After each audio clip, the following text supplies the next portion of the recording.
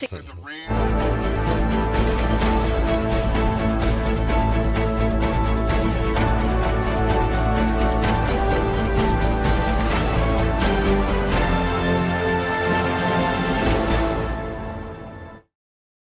true. More on WCBM.com. Hold it now. You are about to hear the most interesting, informative, thought-provoking, and funny show in America. On air and on the World Wide Web. This is the Rob Carson Show. And by the grace of God, it is finally Friday. Here's our Vice President. Thanks for coming. Look, we're looking forward to the negotiation. I think it's going to be positive. We'll, of course, see.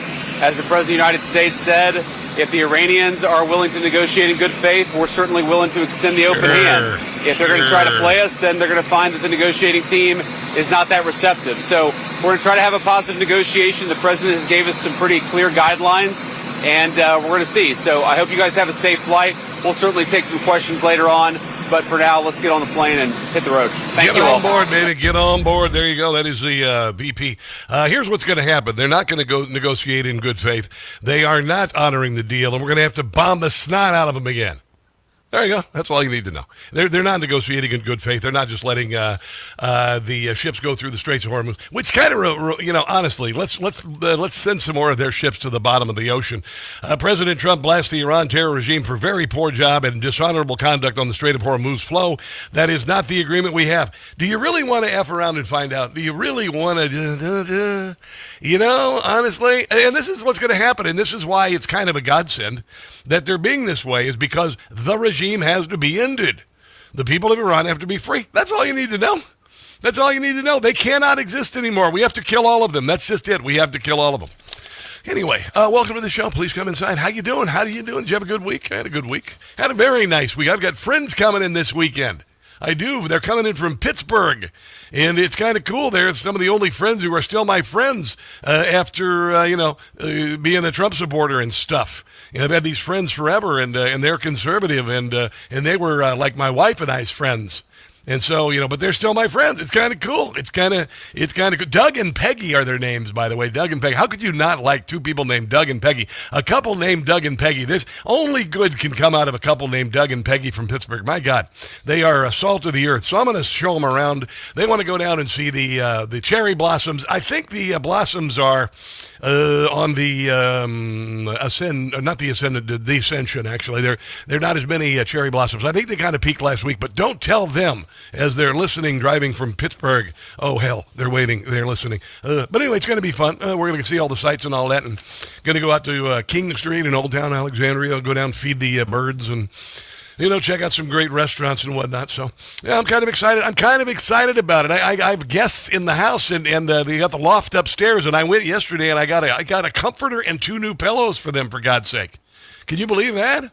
I mean, there are some benefits, actually, to being a bachelor at this age, because you're the most kick-butt bachelor ever. Seriously, because you get I even put a bottled water, fresh bottled water bedside for them upstairs. And then there's some movie candy in the drawer there in case they want to watch a movie late. You can do, what the hell? I should do an Airbnb. My gosh, it would be fantastic. I also, yesterday, I'm the only guy since Jeffrey Dahmer to get a standing freezer for their apartment, and for different reasons. I actually put food in mine.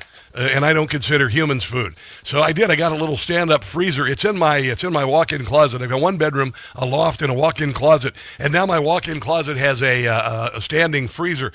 Because, you're going from having a freezer in the garage when you're married and an extra refrigerator in the garage when you're married to one stupid, terrible refrigerator with the freezer on the top that has the crappy ice maker, and you're supposed to stuff what's little food you can in that thing.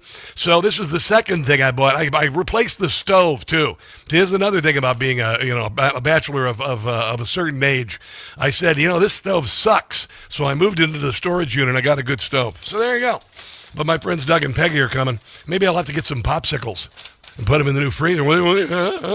Maybe. Have some ice cream bar, something like that. Back to the story.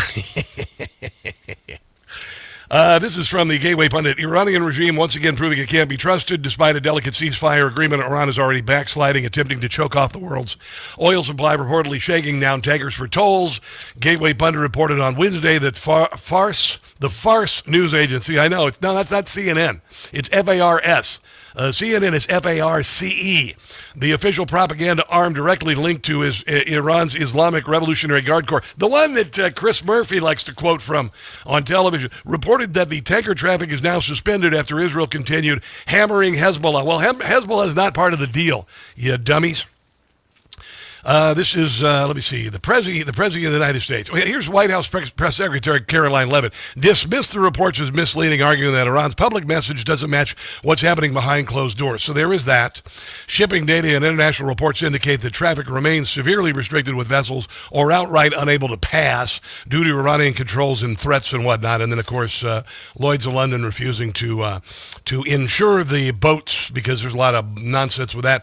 Donald Trump says there are reports Iran is charging fees to tankers going through the Hormuz Strait.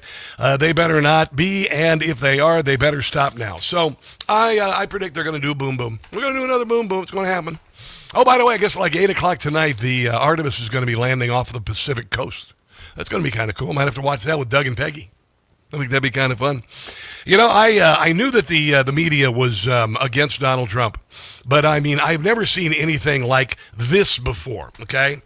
This is Stephanie Rule on MS Now, admiring, okay, the Ayatollah and his regime that killed 35,000 young people in the last 2 months for protesting.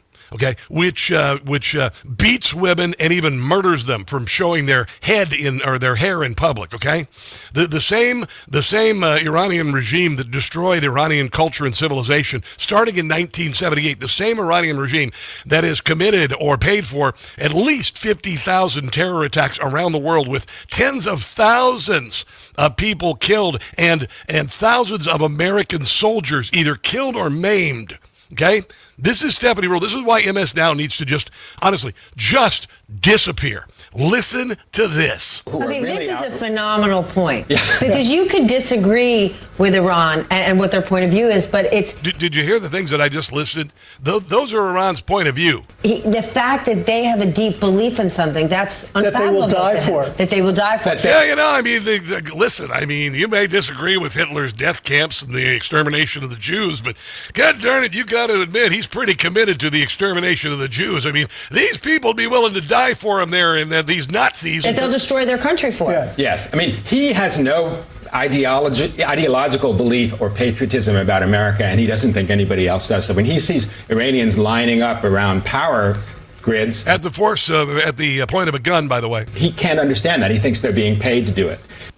Wow, that is MS Now. I mean, honest mess now. Dear Lord. Here's Ed Henry. Ed Henry's on Newsmax. He does some very powerful commentary. He's got a TV show in the afternoon on Newsmax. Here he is talking about the media and what they've done. I mean, this is as irresponsible and treacherous, bordering on traitorous, that the media has ever been. When was the last time a major American political party openly, shamelessly, gleefully rooted against America in the middle of a war? Media and Democrats. Yeah. Top Democrats like Hakeem Jeffries, you just saw, are not just asking questions. They're not just criticizing the president's policy. They're not just conducting oversight. These leftists are actually cheering for the other side. They are. The terrorists. Stephanie Rule thinks that, man, those Iranians, man, they are very committed. I mean, I know they like to kill their people and enslave their women and you know, Sharia law, but dang it, they're willing to die for it. In Tehran. Oh. People just don't know who to believe anymore. And when you can't trust anyone, I mean, you turn to conspiracy. Do you trust General Kane? He says we've destroyed... Yeah, the media literally has said they don't trust the Democrat, or they don't trust the Joint Chief of Staff. They don't trust the DOW, the Department of War. They don't trust us as much as they don't trust Iran. But I think they tend to trust Iran because they literally quoted from Iran's 10-point proposal about the ceasefire that was propaganda. Like 13,000 military targets. You think that's a lie? I'm not sure because the chairman of the Joint Chiefs. She's not sure that we bombed 13,000 targets. Staff. General Kane. We have gotten so you're much not sure he's a liar? disinformation. This is a career Disinformation. military officer, Oh. a man of high honor and high. What do you think? I mean, you sit in on the briefings. Can we not trust what General Kane is telling us about the military devastation we have wrought on these terrorists? Yeah. They have no answers. Thank you, Scott Jennings. In Yeah. another CNN segment, he had to sit and listen to a former Obama aide argue with a straight face that Iran is winning based on memes, that war Oh, critics yes. had This is a good better one. internet memes. This is a good that one. was the metric for victory, I guess. Yeah. Good Yeah. thing the White House has other metrics, like the fact that the world is safer now because Iran's ballistic missiles have been destroyed, Yeah. their weapon production facilities demolished, Yeah. their Navy, as you know, underwater, yeah. their decades of dreams of possessing nukes dashed. Yeah, there you go. This is why they don't want Donald Trump to get any credit for doing the things that American presidents either said they were going to do, but never did a damned thing. Okay, this includes Ronald Reagan. Sorry, Ronald Reagan, the Bushes, the Obama, and Joe Biden. Of course, Joe Biden doesn't remember anything and probably didn't even know Iran existed. Honestly, he's shaking hands with dead people. Here is Bradley Cooper with actually what we have done. Iran has suffered a generational military defeat. They have. The United States and Israel systematically destroyed Iran's ability to conduct large-scale military operations for years to come. This is why the number of missiles they've been launching has dropped 95% because they've all been kablooied. Iran's conventional military capability, built over 40 years at the cost of billions of dollars, has been eliminated. Toast. So to all our soldiers, sailors, Marines, airmen, guardians, and Coast Guardsmen operating forward, you represent the strongest, most lethal military the world has ever known. Now, the Democrat Party and the mainstream liberal media has betrayed the United States of America and our military members. Don't ever forget this. Okay, let it burn in your memory like the summer of 2020 and the election of 2020 and the COVID nonsense and Hunter Biden. Let it burn in your memory the censorship that they imposed on us. Just like that, okay? Remember how they betrayed our people in uniform, whereas we've always been patriotic when they've been asked to serve. Now, those guys have already, starting on day one, condemned their actions, even though they were amazing. So I say, I love the military. You guys completely kick butt, and you did a fantastic job. There you go. All right, we got a lot of stuff on the show today. New comedy from Jim Gossett, making fun of Alex Jones, which is easy to do because he's insane. Also, Tony Kinnett from the Daily Signal at the bottom of the hour. This is a Friday edition of the Rob Carson Show. Back in a few. This fall, you're invited to experience Washington, D.C. in a truly unforgettable way with me, Rob Carson, and other Newsmax listeners. Imagine strolling through our nation's capital as America celebrates 250 years and seeing history come alive with an expert guide. Together, we'll tour the White House Visitor Center, step into the halls of democracy with a guided tour of the U.S. Capitol building, visit Arlington National Cemetery and the changing of the guard, stand in awe before the towering figure of President Abraham Lincoln, and take in the beauty of D.C.'s legendary memorials with a special nighttime illumination tour. Our adventure includes premium hotel accommodations for 4 nights in the heart of D.C., in addition to 6 meals, ground transportation, guides, and gratuities. Space is limited, so don't wait. Visit travelwithrob.net to book your D.C. getaway today, or give our friends at Cruise and Tour a call at 800-383-3131. That's 800-383-3131 or travelwithrob.net.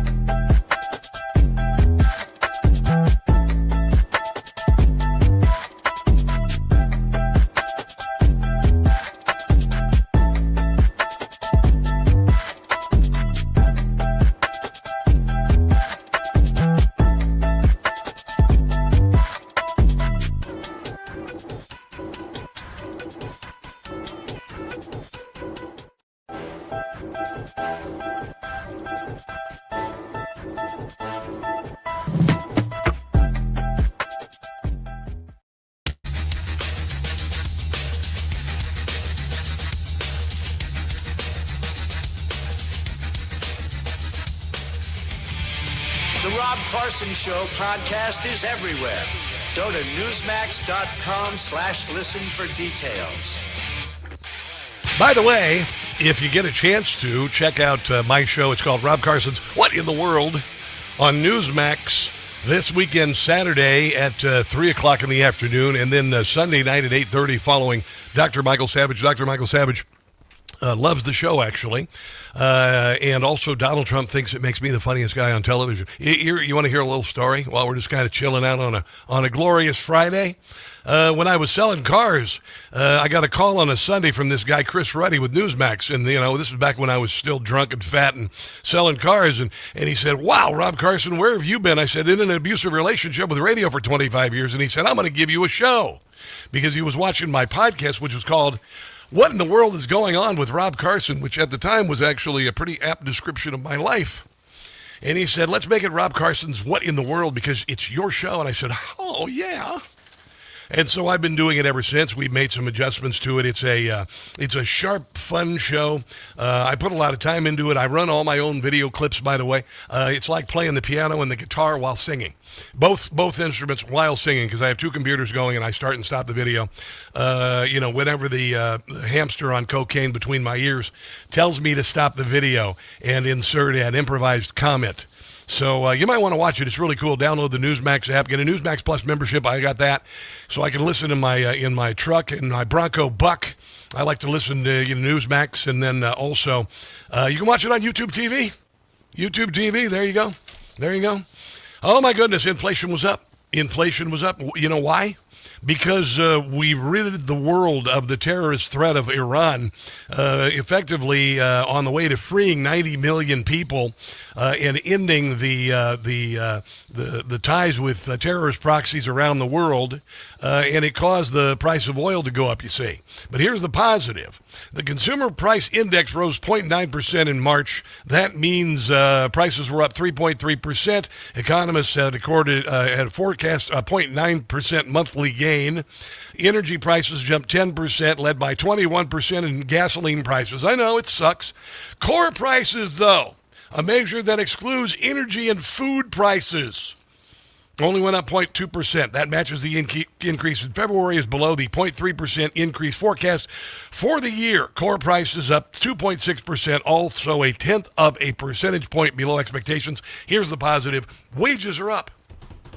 Wages are up. There you go. Here's another one. Did you see this poll that Newsweek, Newsmix, it's the other news, but it's week, WEAK is what it is. They have this poll saying that the majority of Americans want Trump to be impeached. You try that. You try that, and I'll be there on the mall with 2 million of my friends. Okay, you just try it this time, guys. You just wait. So anyway, they made it sound like the majority of Americans want Trump to be impeached again. Yet, if you actually read the story, it's almost completely clear the story and the poll are biased. Okay, 52% of registered voters back impeachment compared to 40% opposed, according to a survey of 790 voters commissioned by two groups opposing his Iran war and policies. One of the organizations is called Impeach Trump.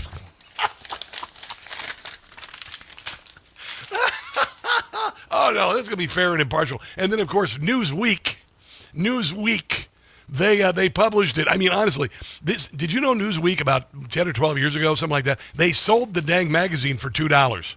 They did. They sold it for $2. I wouldn't give you 50 cents for it, to be quite honest. David Rutte, he is the head of NATO. I like this guy. He likes Trump, and I think he's the only saving grace for that organization, to be quite honest.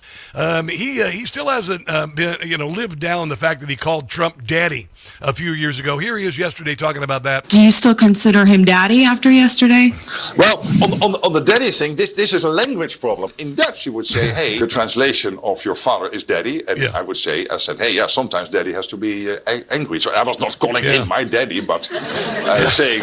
But of course, daddy has also a special connotation, and I now have to live as this the rest of my life. I think I love this guy. I think he's really cool. Donald Trump went after Alex Jones because Alex Jones is a psycho, and also Tucker Carlson, Candace Owens, Megyn Kelly. And he just did a Truth Social post. But Sean Farish, who does the best Trump impression in the world, read the Truth Social post. I'm going to play a little bit of it for you.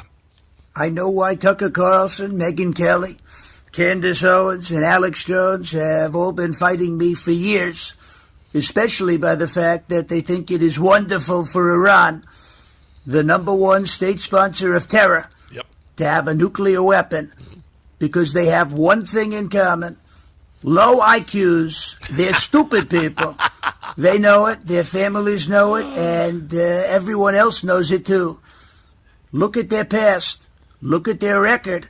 They don't have what it takes, and they never did. There you go. That is Sean Farish, and by gosh, he does it as good as Donald Trump. And Jim Gossett does a pretty good Trump, too, about Alex Jones, because he's a nutbag. That nutcase, Alex Jones. Come on, James. He promotes conspiracies. He has been a pain. He's a fire plug with back hair. You can't trust Alex Jones. Dear God, who does? He is gonna crack up soon. It is oh so clear to see. Come on. And he wants me taken out. He's unstable, there's no doubt. Yeah, jeez. His remarks about me are unfair. At the least. Unhinged Alex Jones. He's done, by the way. What he has to say, I do not care. Neither do I. He's not all there. No, he's cuckoo for Cocoa Puffs. Alex, beware. Without the Cocoa Puffs. There you go. That is Jim Gossett, people. Just go to patreon.com, Jim Gossett Comedy. Patreon.com, Jim Gossett Comedy. If you would like to help him out, give him $10, $20 a month. You'll get 2 parodies every freaking day. Every day! When I worked with Paul Shanklin and with Rush, 1 every 2 weeks. 2 every day. Okay? Okay, so on the way, Hunter Biden is challenging Don Jr. and Eric Trump to a cage fight. Good luck with that, and they will certainly have to do some drug testing. Tony Kinnett joins us to talk about that and other stories coming up.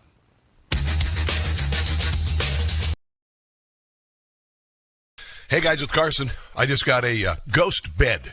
Yeah, no, pay attention here, because I've been sleeping on a foam mattress since I moved to the Washington, D.C. area, which is like sleeping on the sponge in your sink. Ghost Bed doesn't build mattresses like furniture. They build engineered sleep systems. Their beds are serious health equipment. Beds designed for relief and recovery, not looks, not fluff. Your body should be healing while you sleep, not fighting for comfort. I have been sleeping past 7 in the morning on my Ghost Bed. It's unbelievable. If you wake up stiff, you toss and turn, if you sleep hot, even reaching for a pain reliever before bed, hoping tonight will be different, that's not aging. It's your mattress talking. Another great thing I love about GhostBed, you get 101 nights to try it at home. If you don't like the difference, you can send it back risk-free. GhostBed is offering my audience their lowest prices of the season, plus an extra 10% off. Go to ghostbed.com/Carson. Use promo code Carson. That's ghostbed.com/Carson. Promo code Carson. You are going to love your new GhostBed.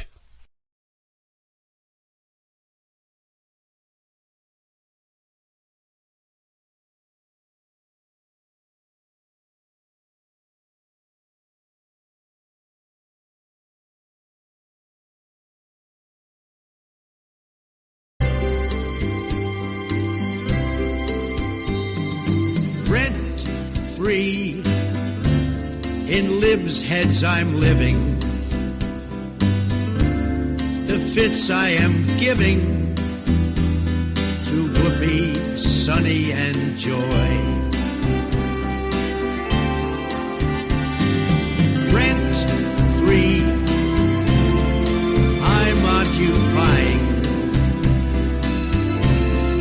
Rosie is lying. She says I'm not in her head.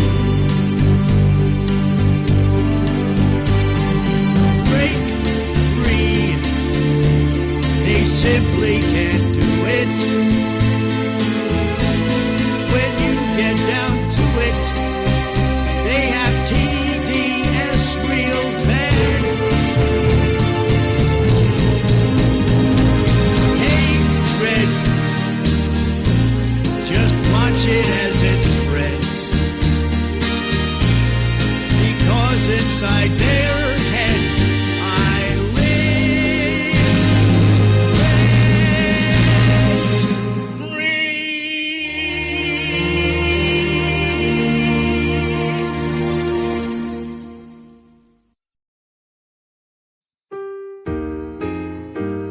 When you're a man who calls himself a girl, it can be a bonus. When you compete with women, you have to hide. Ooh, that pair of cojones. I can cycle against the girls, that's my choice. I can steal their medals with this manly voice, 'cause the left makes me feel, the left makes me feel, the left makes me feel like a transgender woman.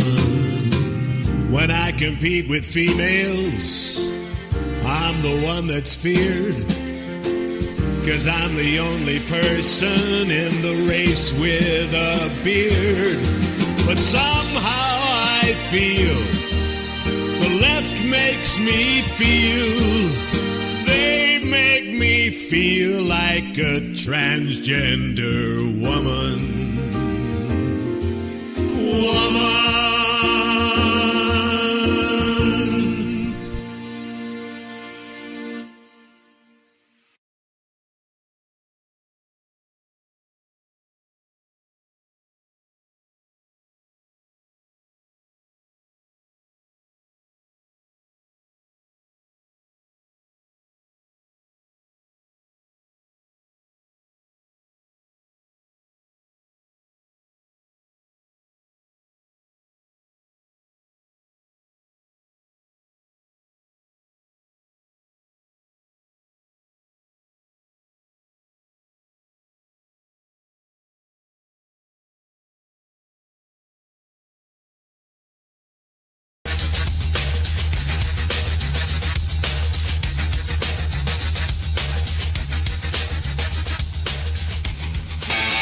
Deal with the ongoing genocide of MMIW G2S LGBTQIA+. This is abhorrent. I know it's the top of my list. And meanwhile, on the Newsmax hotline is Tony Kinnett, who is an MWCCCWCC, married white Christian conservative commentator with cisgendered children. How's that? I like that. I didn't even know that M&Ms could be gay. So you learn something every day. They are totally, well, some of them have nuts inside. Anyway, whoa, hello. Is that the way it's going to be today? Is that the way it's going to be? Yes, it is. The thing is, even the M&Ms with nuts can be girls. It's kind of. Oh, my gosh. I'm sending you for gender sensitivity training, Rob. I'm afraid that the Canadians are very, very, very concerned about the metro-misexual lesbian. Here it is again. Hold on. Deal with the ongoing genocide of MMIW G2SLGBTQIA+. This is abhorrent. I think her brain is MIA, to be quite honest. I don't think that Tommy Two-Tone sang Jenny that well. I know. 675-309 does not roll off the tongue. MMIW G2SLGBTQIA+. How's your week been, by the way? I tell you, every single time we do the show, we actually broke a couple of new records this week. Yes. And our audience, the reason that they enjoy the shows, and I think the reason that your audience enjoys the show, is that when you can take the news and you can make it enjoyable for people without feeding them a bunch of garbage to try to trick them into sitting around. I know. People like coming back, and that's something that I got to tell you, Americans are yearning for that right now, and they're not getting it in a lot of places. No, they're not. And here's the thing, that what I specialize in is obviously satire is a big part of what I do, and I say that conservative comedy is ascending because the left can't be taken seriously anymore. But at the same time, satire has to be truthful. Otherwise, it's not funny. Otherwise, you get Stephen Colbert. Stephen Colbert is canceled, and that's the reason why. So, and you got to. I'm glad that you've touched on that, because it's really hilarious to watch their little ventures that they try to trot out as the cultural stuff people enjoy. You see, the Star Trek Academy set has now been dismantled, torn apart, and thrown away because they decided what people really want out of a space show is an angry old lesbian, or again, take it from the acronym the Canadians gave us, lecturing her students on spatial racial equity. Split my wrist. I could do something about circling Uranus, but I'm not going to. I'll just leave it lie. Oh, no. I'll just leave it lie. I know, again. The puns up. Here I go. Did you saw this, right? The Newsweek published a poll saying the majority of Americans want Trump impeached, and one of the people who sponsored the poll was a group called Impeach Trump. Yeah, and also, I don't know if you saw this on the flip side of that, like really garbage polls. Axios has just been caught using, and I'm not joking here, a polling company who uses AI to just make up numbers. Oh, dear God. Literally, there was a company that Axios has started using for polling data, and it'll say, we have an AI that mimics how people think and feel, and then the AI tells you what it thinks the split should be. What the hell? How many people... Yeah, like how many people trust their doctor? We think it's actually 57%. And the source is, my computer says that sounds about right. Yeah, let's ask Hal over there. The same computer who locked me outside. What the hell? Here, I got to tell you, this is one of the worst things I've ever heard in the news media. Stephanie Rule on MS Now. Okay, this is a phenomenal point. Because you could disagree with Iran and what their point of view is, but it's the fact that they have a deep belief in something, that's unfathomable. That they will die for. Yeah, it's like, listen, you may disagree with Hitler killing the Jews and the death camps and whatnot, but they are committed. Those shock troops, those SS and the Nazis, they are committed. They would be willing to die for the cause. I mean, again, it's this idea that if you can't get enough ratings, if you can't get people who enjoy your content, who tune in regularly, you have to get more flamboyant and more crazy and more insane to pull them in. That didn't work for The Bachelorette. That's not going to work for MS Now. Yes. By the way, I met a contestant on The Golden Bachelor. I was out for lunch, and I gave some money to this little guy. He was kind of on the spectrum. He's handing out little duckies on Easter in the restaurant, and I gave him some money, and she came over and said, well, that was really nice. And I said, well, hello. And she's a very attractive woman who was on the Silver Bachelor or the Golden Bachelor, whatever it was. And, and I gave her my card, and I haven't heard from her. So, there you go. I'm sorry. I'm 30. I'm a little too young to be interested in kind of like the Bachelor Cougar or whatever we're calling it now. I know. I mean, I appreciate, that I guess we're picking people up at the Golden Corral now. Let me go see JB Pritzker, tell him I say hello. I wasn't at Golden Corral. I'd never go to Golden Corral. I don't know, man. Hey, in the Midwest, some of our Golden Corrals are top notch. I know, brother. Let's not get blasphemous I here. know, brother, but I'm going to tell you, you will, when you leave, you'll be like, call the doctor and give me some Ozempic. So, did you hear Hunter Biden? I mean, you're like, what about Hunter Biden? You're like, you have. I mean, it's brutal at the Golden Corral where I was. Anyway, here is Hunter Biden. He's challenging the Trump boys to a cage match. Hey guys, Hunter Biden here. I just got a call from Andrew Callahan. He asked me to come out on the Channel 5 Carnival tour at the end of the month. I think we start in Phoenix and then we go to San Diego. Well, he's a druggie, so he's made to be a carny. And we end in Albuquerque. And I think he's trying to organize a cage match, me versus Eric and Don Jr. I told him I'd do it, 100% in, if he can pull it off. And if he can't, I'm still coming. Well, I got to tell you, first of all, he'd get his head pounded in, and second of all, you probably want to do a drug test, and he wouldn't pass that. I'm so confused as to where they believed this was the thing that would sell. Because remember, you had Tim Walz, who came right out after the election. He's on the podcast and he said, "Well, I think I could take J.D. Vance and I could kick his ass." And the guy just looked at him like, "You look like you could be knocked over by a stiff breeze and half a glass of sangria. Yes. What are you on about?" Yeah, and he's so desperate. He's been invited by a carnival. You know what they need? They need to bring back the carnival where they, you would do the fat lady, but I mean, they have a TV show called My 600-Pound Life. So there's nothing with that. And the bearded lady doesn't make any difference because half of them have beards now too. So. Look, Rob, hold on. Hang on. That's not fair. There aren't very many LGBTQ organizations anymore because USAID kind of stopped funding them. Yes. So no more freak show. Carnival's kind of as good as you can get. You don't need a freak show. You just have the Democrat Party. Honestly, they've taken all the fun out of it. They really have. You know what? I'd like to see him take on Lara Trump. Lara Trump would just wipe the floor with him. I'd like to see him take on some rehab. How about that? How about that? We just start with the basics. A little bit of rehab, a lot of bit of church, and then we'll talk about cage matches. Just for the fun. Yeah, but before we go to break, I want to mention the Chicago Bulls fired or got rid of this Jaden Ivey guy because he was not down with all the LGBTQIA plus nonsense that sporting teams are doing, and now the Chicago Bulls have reportedly moved to clean house days after dropping Jaden Ivey, and I want this to happen across the board in hockey. All of these teams that are doing the LGBTQRST night or whatever. It's just honestly, if I were gay, by the way, I would be embarrassed. I would be embarrassed. If any serious gay person is like, "Oh God, really? They're handing out rainbow pencil cases at the game." I mean, look, Chicago's already losing the Bears. Yeah. The Bulls are complete garbage. So Yeah. I mean, at this point, I'd say just let them have the Blackhawks. That's really all they have left. Yeah. And just let the whole sports franchise, like the rest of the city, just die. Absolutely. And by the way, have the Bears? Are they going to Indiana? Is it going to happen?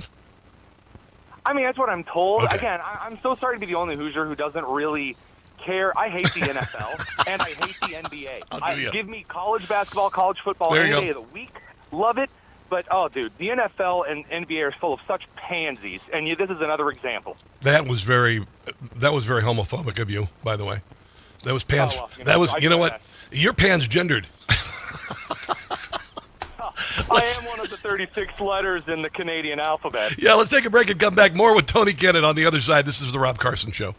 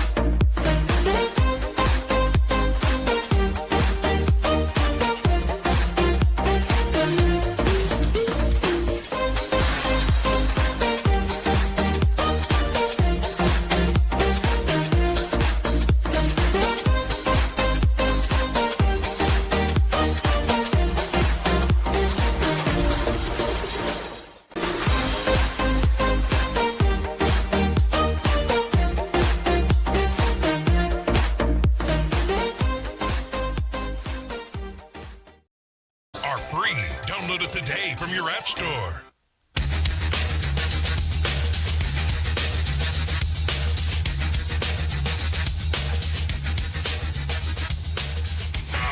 Compared to existential threat. How do we 25th Amendment is asked?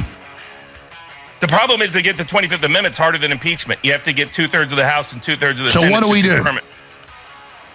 Tackle Trump and pretend, let him pretend he's president and publicly report that he's going through a health issue. That's a good idea there. Snowbird Jones. That's Snowbird Jones. He's Alex Jones' good friend. Yeah, Snowbird Barnes. You know, remind me, Tony Kinnett of the Daily Signal.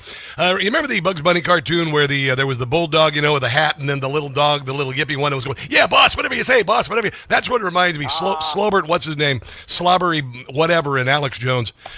Just, wow, what the hell?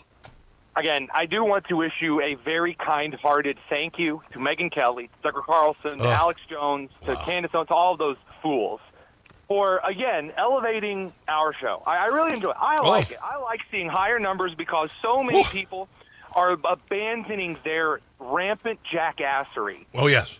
That they're looking for other shows, and they are indeed finding ours. Which, see, the thing is, when I make a prediction, it actually comes. I know, you and me, we're like brothers. We are like brothers from another mother. Bringing back a '90s expression. What a concept! And it's kind of funny. I was mentioning yesterday. No one ever, people are always sending you material. They're like, "Hey, check this out." And some of it's very good. There's some good commentary from Victor Davis Hanson. Maybe I didn't see whatever, but nobody has ever, no conservative with any credibility has ever sent me a clip from Alex Jones and called it credible. No, I've never heard that anyway. And again, and I'd like to point this out. If Sandy Hook had happened in Iran, Alex Jones would believe that it happened. Yeah, of course he would. That's a good point. Absolutely clear here. That absolute feckless coward. Here is Alex Jones a couple of years ago crying on air for Donald Trump to help him. We're going to beat these people. I'm not trying to be dramatic here, but it's been a hard fight. Oh, my God. He's a lunatic. He's a lunatic. You know what I've never done? I've never attacked widows and the victims of mass shootings. That's something I've never done. So you know what's amazing? I've never been sued for that. Isn't that incredible? Yeah, you never had to bankrupt because you had your fortune taken in a settlement for parents who were grieving their lost children. What a freaking nutbag. He and Candace Owens, they both have the same mania. I don't know what it is. I don't know. And with Tucker, I understand he's a spoiled, trust fund. Right. The elite's disconnected from society. 100%. Yeah, that's Tucker. I get that. He's never been in a Walmart. He doesn't know what we went through when Joe Biden was the president. He doesn't understand the MAGA movement. Same goes with Megyn Kelly. She spends more time on hair and makeup than she does on research for the show. Well, she's literally just after all of us sitting here, and again, you know how much I harp on this, probably a little too much. Yes. The middle-aged leftist women that are all blonde and Botox, to the Jennifer Welches, the Nicole Wallaces, like that old crew. And Megyn Kelly said, you know what, that's actually the best part of me, and just became the most unlikable, sending back soup at the restaurant Karen that she could be. In the middle of the lowest popularity point of that demographic. I swear. You can't buy stupid like that. I know. I'm trying to pin. Well, here it is. I think it's God's way of culling the herd. To be quite honest, they're going away. And listen, MAGA's not going anywhere. Nobody's following them. Nobody's following Alex Jones. Maybe the insane true believers for Alex Jones, but this is not going to help him. And as far as I'm concerned, let the herd be called. And this is the best part. The age of the influencer truly is over. And this is something that I've written threads about. You and I've talked about this personally quite a bit. We expected all these Gen Z, late millennials, and I-alpha kids to come up and be the annoying influencers. And it turned out that what we got instead was a bunch of washed-up has-beens, from Don Lemon to Megyn Kelly, who are more obnoxious and annoying than a telemarketer from India. and it turns out that after you take away the kind of propped-up money, that's not appealing to anybody at all. I mean, they're getting tossed away like timeshare free dinner coupons in a mailbox. Yes.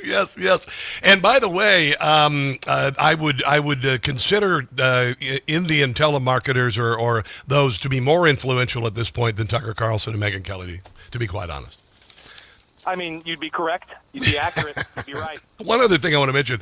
The DOJ is investigating Cassidy Hutchinson, the star witness for the January the 6th hearings, that claimed that Donald Trump grabbed the wheel of the beast and said, "Turn back to the Capitol. I'm the damn president." She sold her soul faster than anybody who went to Washington, D.C. I think in modern history. Again, if you're going to say, all right, let's say that I'm going to be part of some kind of a media narrative, right? Yes. The number one rule is that you need to make your story sound absolutely believable, and it needs to be told in a way that kind of doesn't matter to you, right? Yeah. This is the idea. You basically you communicate something in a way that is almost forgettable, but it has with it that poison pill. You don't get up there and go, "Then he grabbed the wheel of the beast and he shot flames from his ass." No, and he was going, "I'm going to conquer the world and fly to Mars." Like, you don't do that. Now I know the segment is complete when Tony Kinnett whips out his Donald Trump impression. Yes, that's what people wait for the most, Tony Kinnett. Can you do me a favor and tell everybody as Donald Trump about where they can find your show? I'll tell you what you do. You go to youtube.com, great website. A lot of people like it. You go to Daily Signal. Tony Kinnett is on at 7. He's a hell of a lot better than Jake Crapper. And then you tell Rob Carson to come on the Tony Kinnett cast and be a wonderful guest. That's what you do. I will do that, brother. You are the best, man. Have a glorious weekend there in America's heartland. And by the way, this fall, October 25th through the 29th, we're doing a trip to D.C. for my listeners. You might want to check it out. I might give you a little discount. You know, my brother in Christ, I think I'll make the trip just for you. I think it would be, dude, you and I would show these people such a time, okay? I'll give you the details on it, all right? Sounds like a plan. God bless you, brother. We'll talk to you soon. Let's take a break and come back. This is the Rob Carson Show.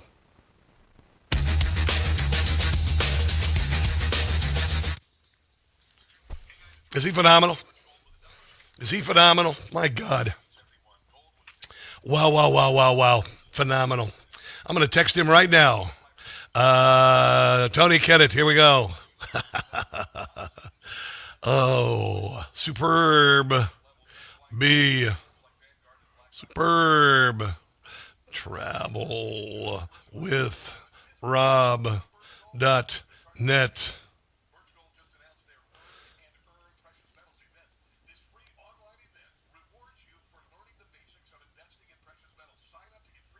All right, there we go. Anyway, hello, everybody. Hello, Bicky, B-I-C-C-E-I-E. Welcome. Glad to have you here. Good afternoon in Tennessee. Rita in Tennessee. Hello, Tennessee. Love me some Tennessee. Hello, Mick Redchester. Tony is a funny guy. Oh, my God. He and I are just phenomenal together, and he was on it today. The comment about the telemarketer, the Indian telemarketer, or the meal coupon for timeshares. I mean, phenomenal. He was a teacher years ago, and he was speaking out against DEI and whatnot. Became a superstar. He's fantastic. Hello, Dookie Bell. Who's over here on the Facebookie? My Facebookies. Hold on. Let me go here and hold on. Here we are. Hope you're enjoying the show today. I think it's been a stellar show thus far. Wait till Mary Walter next hour. I got some good stuff for her. I'm telling you right now. All right, it's time for me to talk.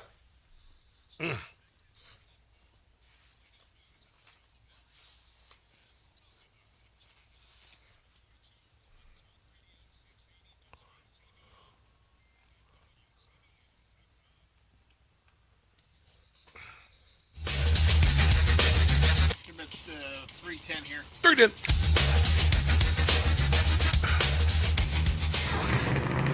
This is not an EV, and it never will be.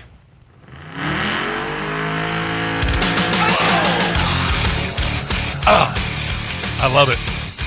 That song is called 1000 Horsepower by Godsmack.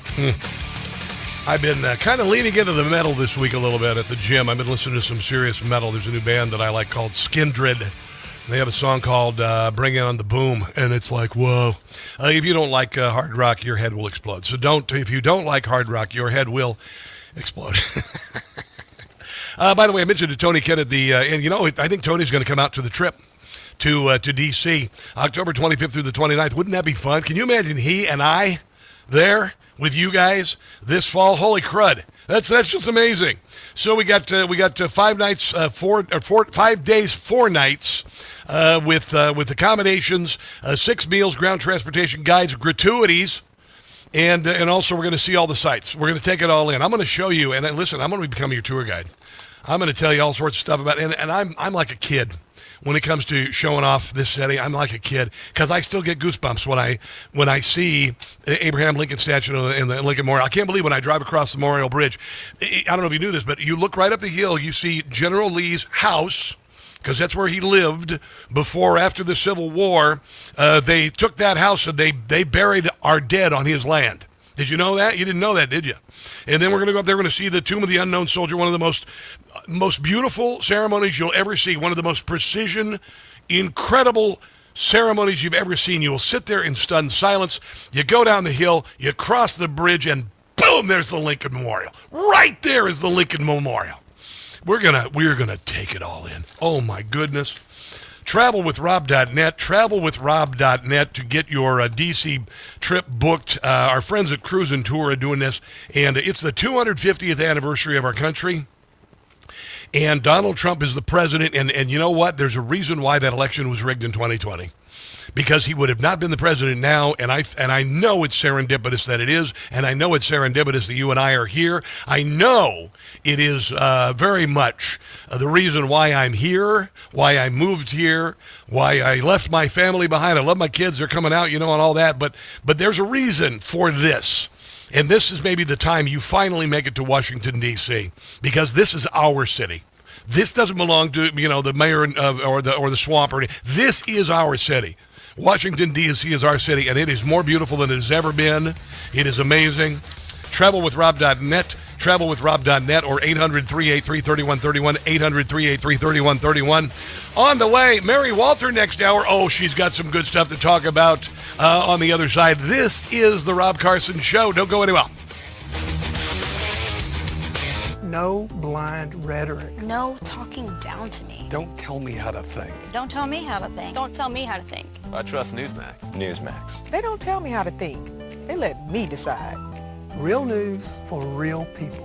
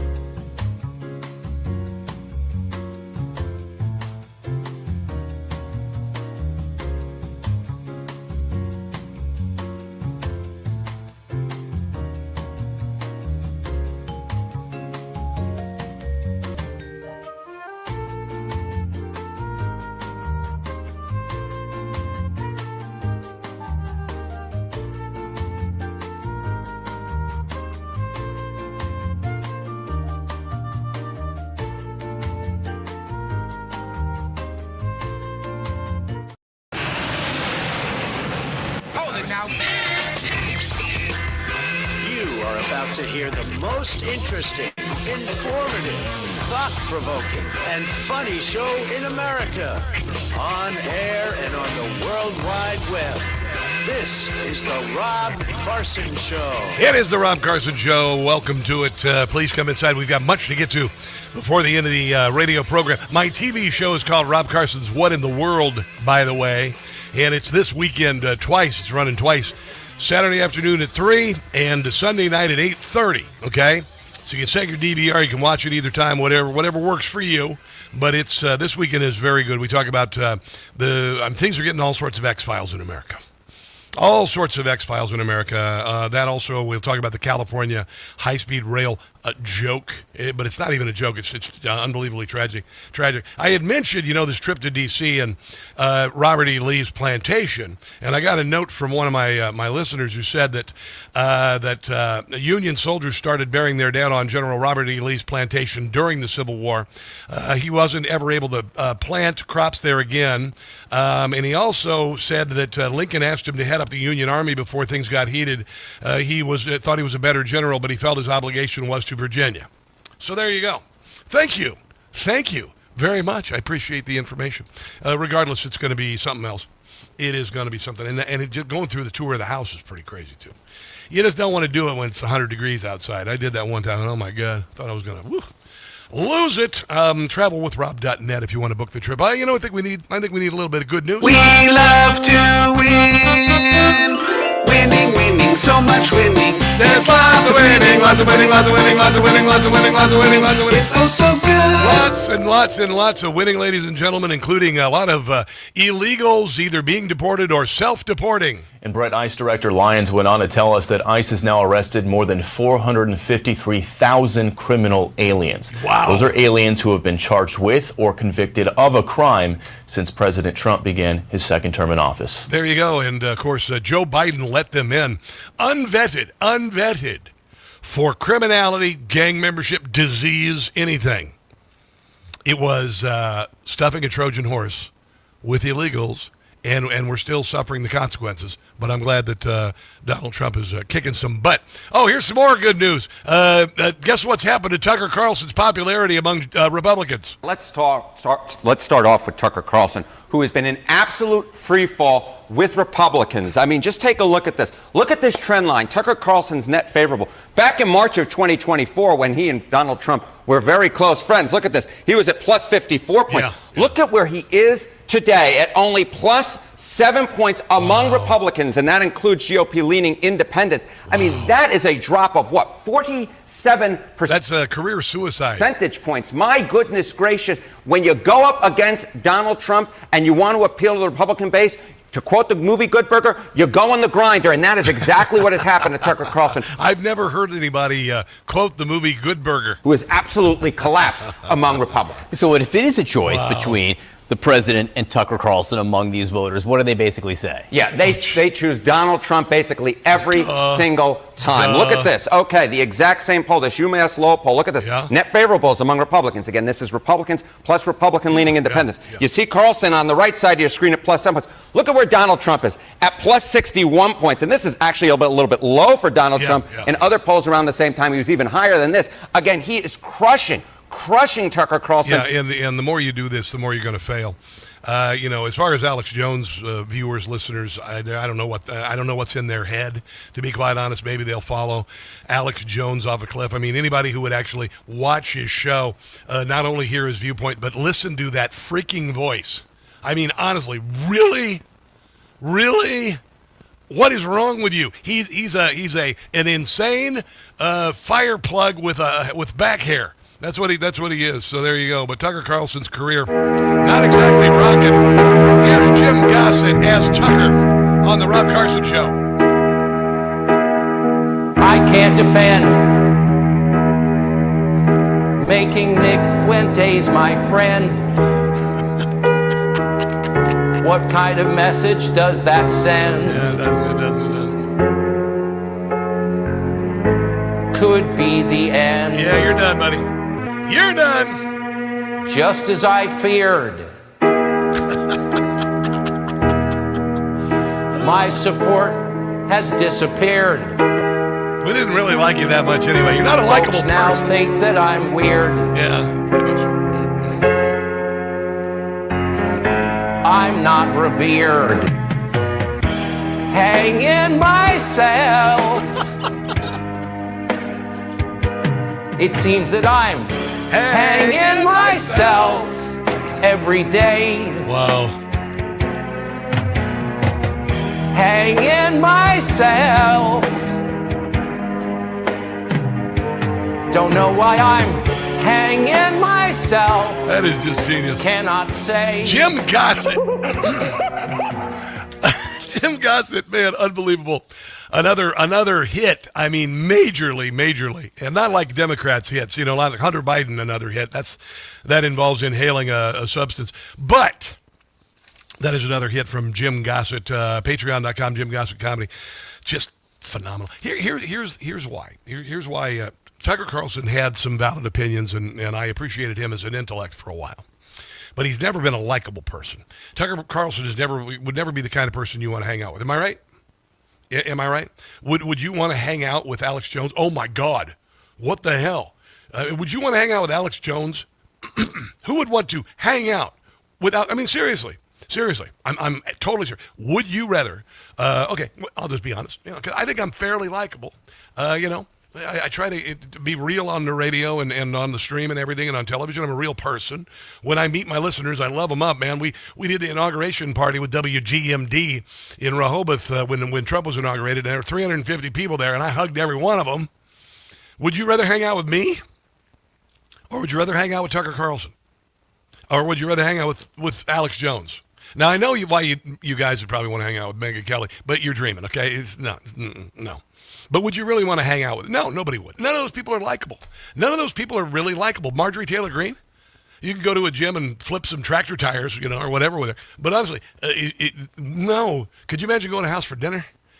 I mean, could you even imagine? No. Meanwhile, I'll feed you. I smoked a salmon last night in my indoor smoker again. The best, dude, I'm telling you, this is not an endorsement. It's not a paid endorsement. I just got this GE Profile indoor smoker, and I can make a smoked salmon in 40 minutes, and it is phenomenal. And I'm going to tell you, the best chicken, period, I've ever made. The best chicken.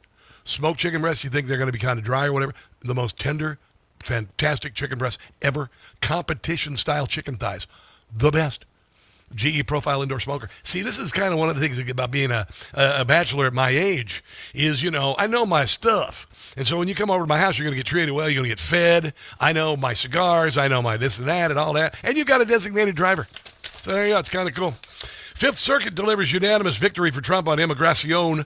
Court refuses rehearing, upholds authority to detain illegal aliens during deportation. That's racist. No, it's not. The U.S. Court of Appeals for the Fifth Circuit just dealt a crushing blow to open borders activists. No dissents, no hesitation, just pure unadulterated common sense from the court. Gateway Pundit reported back in February the original 2-1 panel decision correctly held that illegal aliens who entered without inspection are applicants for admission subject to mandatory detention. Even long-term illegal residents who snuck. It's actually not a word. It's sneaked in years ago get no automatic bond hearings to come back into American communities. And, you know, and that's the original sin. You know, and then the Republicans, of course, are doing this. Some Republicans, 20 Republicans, are doing this amnesty deal, which is an insult to you and me. I'm sorry, you commit the original sin of coming here to the United States illegally. You should never be able to vote. That's just the way I feel about it. You should never have the opportunity to vote because you came here illegally. Let me see if I can find Brandon Gill. Brandon Gill had some comments. Let's find it here. It goes off. Of course, I didn't label it Brandon Gill. Let's go ahead and find it over here. Because I play my own audio, you see. That's what I do.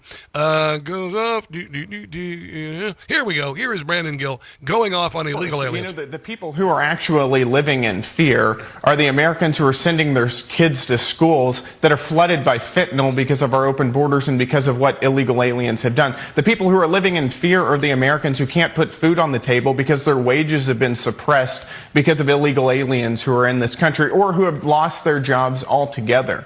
And those are the people that we ought to be looking out for. Those are the Americans that we represent. We don't represent illegal aliens. We represent American citizens. Those are the people whose interests we should be pursuing, not amnesty bills like this. Illegal aliens are not in the shadows. They're right out in the open. They're transforming our communities, tearing our social fabric apart, and absolutely undermining the economic... Yeah, and we're done with it. We're just quite done with it, to be quite honest. We've always been a melting pot. It's insulting for Democrats to act like suddenly we are somehow anti-immigrant when all of our ancestors are immigrants, for God's sake. Are you kidding me? Really, honestly, ridiculous. Ridiculous. This is Todd Lyons, acting ICE director, talking about, he was actually at an Angels family tribute. Now I better save it to the other side of the break. We're going to be a little late here. Todd Lyons was at a presser for Angel families. These are families who have to live with the death, the murder of one of their relatives by illegal aliens. We've got that and also some news out of Northern Virginia. 3/4 of the murders committed in Fairfax County this year by illegal aliens. Governor Scamberger is plummeting in popularity because of it. Let's take a break and come back. This is the Rob Carson Show.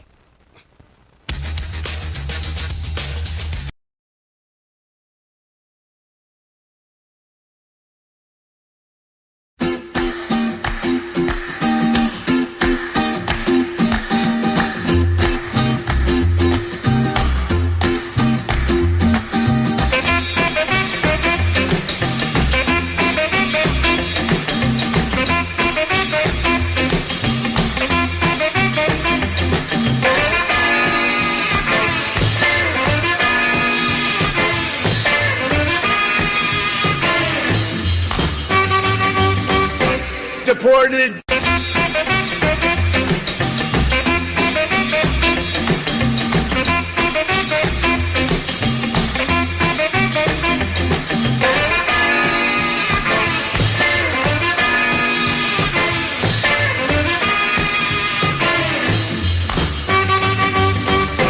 Deported.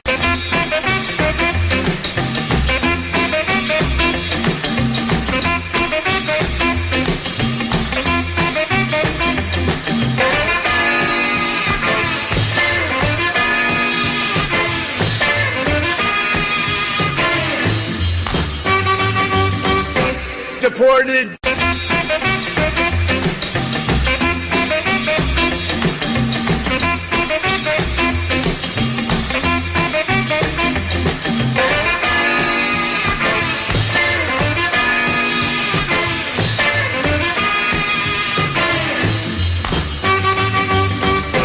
Get them out. Ready? Are you ready? Get them out of here. Get them out of here. Get the hell out of here.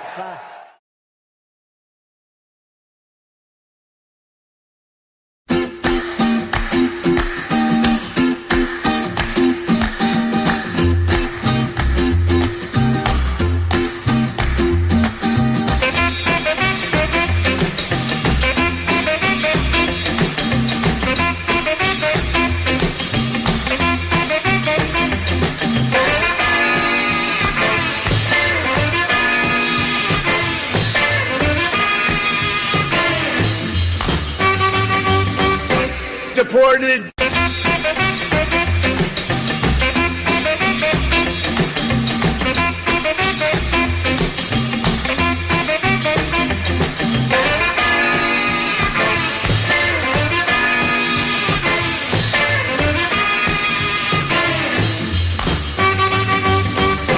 Deported.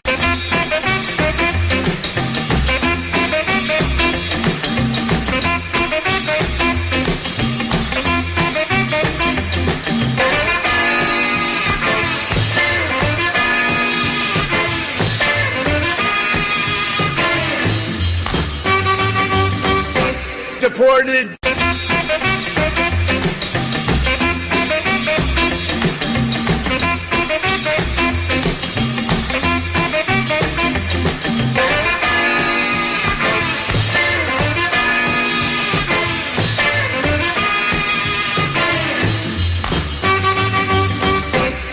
them out. Ready?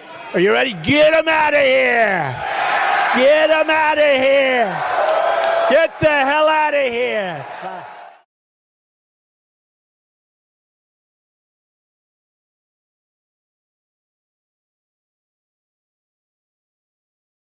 By both parties taking money at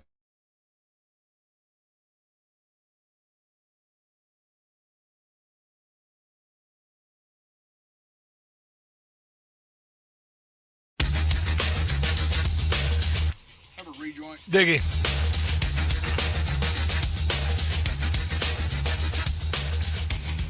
Poor little Democrats. Are you guys okay today? I came in to check on you. Every time Trump does something good, you guys spaz out. Would you guys shut up and let him work? Yeah, how about that? Sounds good to me. Abigail Scamberger, who is the governor of the state of Maryland because she lied about who she was to become elected. She's in some pretty hot agua. People are kind of sick and tired of her crap. She's a leftist supreme. She's proposed 80 new taxes, massive gun control, and of course not working with ICE. Local officials in Fairfax County, 3 illegals have slaughtered 3 people so far this year. 3/4 of the murders in Fairfax County, which shouldn't have that many murders, caused by illegals, and they've got this special referendum coming up April 21st here in the state of Virginia, because the Democrat Party, when they moved into and took over the legislature here in Virginia and turned it Marxist, they want to take away almost all Republican representation. And the people of Virginia are pissed about it. I'm pissed about it. And I want to see this woman driven from office before her term is up. But she was asked about her popularity, because her popularity has plummeted. Least popular governor in Virginia at this time in her tenure since 1994. Ma'am, there was a poll-up that had your numbers a little unfavorable, and then your predecessor, Glenn, was making a podcast run earlier this week to taking a couple jabs at you, I guess. If you're watching the stream, you can see how creepy this woman is. She's just creepy. On your numbers, what do you attribute that to, and then what would you say back to Glenn? I would say, if everybody hated me, why is everybody putting my face on their mailers for the referendum? Because everybody, you're so disliked, they're putting your face on the mailer to make sure that they vote against you. Do you understand that? You're the driving force behind this. People despise you so much for what you're doing. They put it on the mailer to turn back your agenda. Do you understand that, Abigail Scamberger? Honestly, what a, oh my God, this woman. Supreme Court rejects the appeal from a so-called Republican candidate after being exposed as a Democrat plant. This is what Democrats are doing. They're lying about who they are.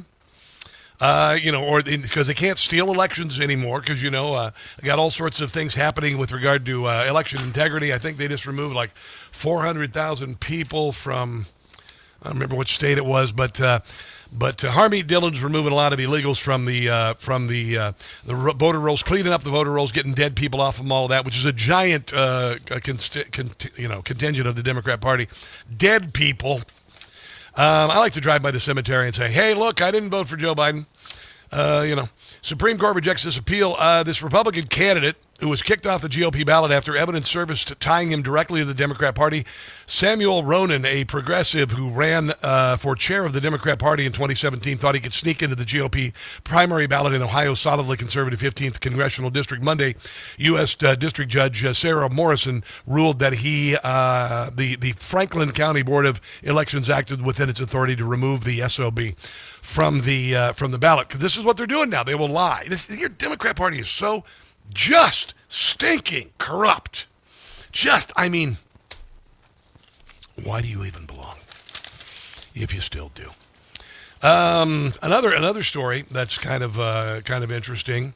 An adult illegal alien who groped over a dozen girls in between their legs at a Fairfax high school found guilty on all 9 assault charges. Now, can you imagine if your daughter had this happen to her in school? He digitally, with a finger, assaulted young girls. Parents of at least a dozen girls tell 7 News that an 18-year-old male student has been groping and touching their daughters in between the legs at school as they walk to class. Yeah, that's right. Classes. A number of parents showed up for a hearing this morning. They say 18-year-old Israel Flores Ortez would step up behind girls during school and put his hands on their private areas, front and back. Ortez was arrested last week, though prosecutors said an open... Yeah, and the school authorities said, no, he was just playing slap ass. I'll just put it that way. He was just slapping him on the butt. Okay, that's fine, I guess, right? Well, bad news for him. He is toast. He's been found guilty on all 9 charges. Hey, I'm Nick Minock with 7 News. I'm learning a Fairfax County high school student is charged with 9 counts of assault and battery. And this student happens to be in the country illegally. ICE told me that he entered the country in 2024 and was released under the Biden administration. Yeah, of course. And now he's charged with assault and battery. ICE told me they lodged a detainer against this man who is in the jail, and Sheriff Stacey Kincaid will now honor that ICE detainer. Now, I looked into it and I spoke to parents of about a dozen victims who tell me that this man, who's 18, will soon be 19, and is a junior at Fairfax County High School, went behind their girls in the hallways at school, and he put his hands in between their legs, moving from the front to the back with his hands. And this happened at least a dozen times, they tell me. And several victims have come forward. And parents are livid at Fairfax. I'd like to see a dozen dads outside the detention facility when he comes out in his orange jumpsuit. Fairfax County Public Schools. If it were my daughter, I'd be standing there. They say they've been sweeping this under the rug, and this alleged behavior has been going on all school year, according to the prosecutor, and nothing has been done about it until now. And there's going to be a revolution at the ballot box in Virginia on the 21st, and people are righteously angry about this nonsense.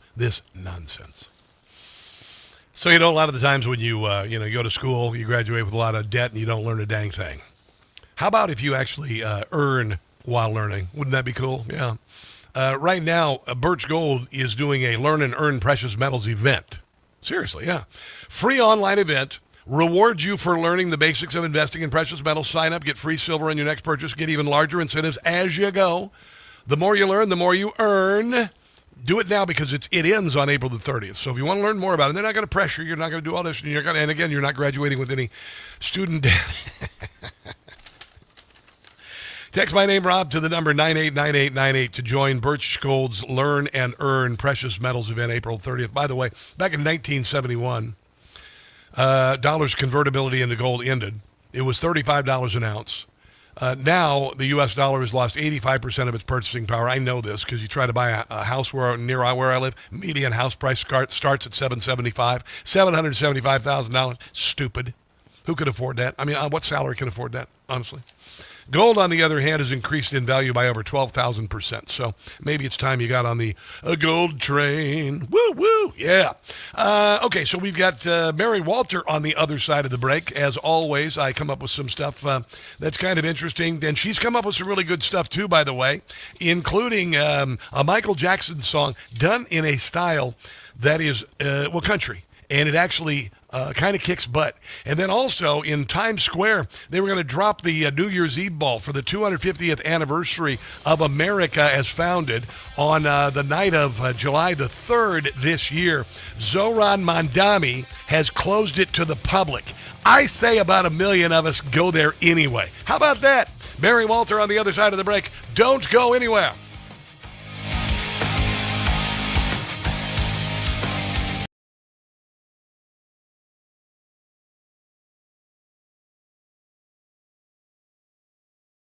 Hey guys, it's Carson. I just got a ghost bed. Yeah, no, pay attention here because I've been sleeping on a foam mattress since I moved to the Washington, D.C. area, which is like sleeping on the sponge in your sink. Ghost Bed doesn't build mattresses like furniture. They build engineered sleep systems. Their beds are serious health equipment. Beds designed for relief and recovery, not looks, not fluff. Your body should be healing while you sleep, not fighting for comfort. I have been sleeping past 7 in the morning on my Ghost Bed. It's unbelievable. If you wake up stiff, you toss and turn, if you sleep hot, even reaching for a pain reliever before bed, hoping tonight will be different, that's not aging. It's your mattress talking. Another great thing I love about Ghost Bed, you get 101 nights to try it at home. If you don't like the difference, you can send it back risk-free. Ghost Bed is offering my audience their lowest prices of the season, plus an extra 10% off. Go to ghostbed.com/Carson. Use promo code Carson. That's ghostbed.com/Carson. Promo code Carson. You are going to love your new Ghost Bed.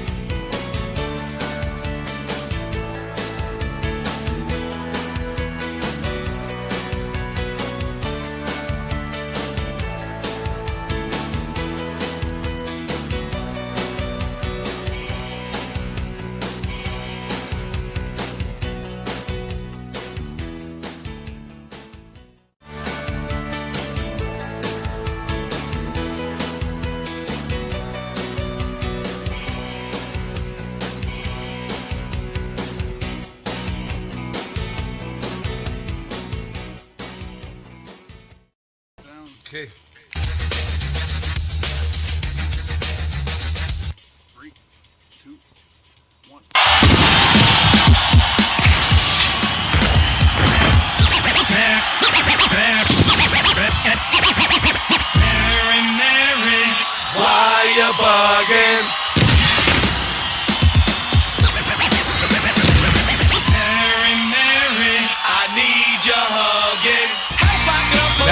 Last week, Mary Walter said that that the theme song for her is really about me, and that is true, absolutely, 100%, because it is kind of the opposite of Mary Walter, to be quite honest.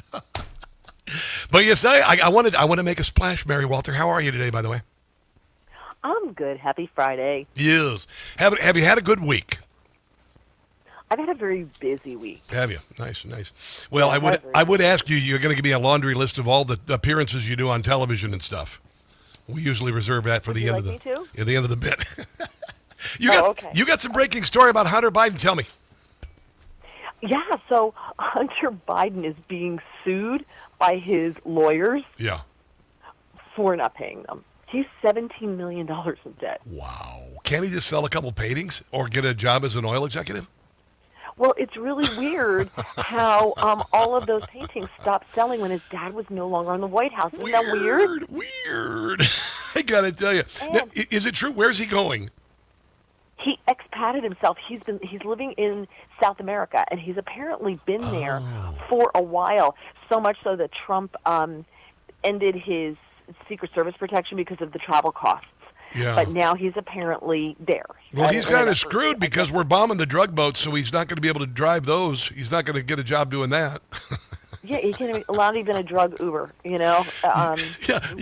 that's where he wants to go, the heart of cocaine country. This is brilliant.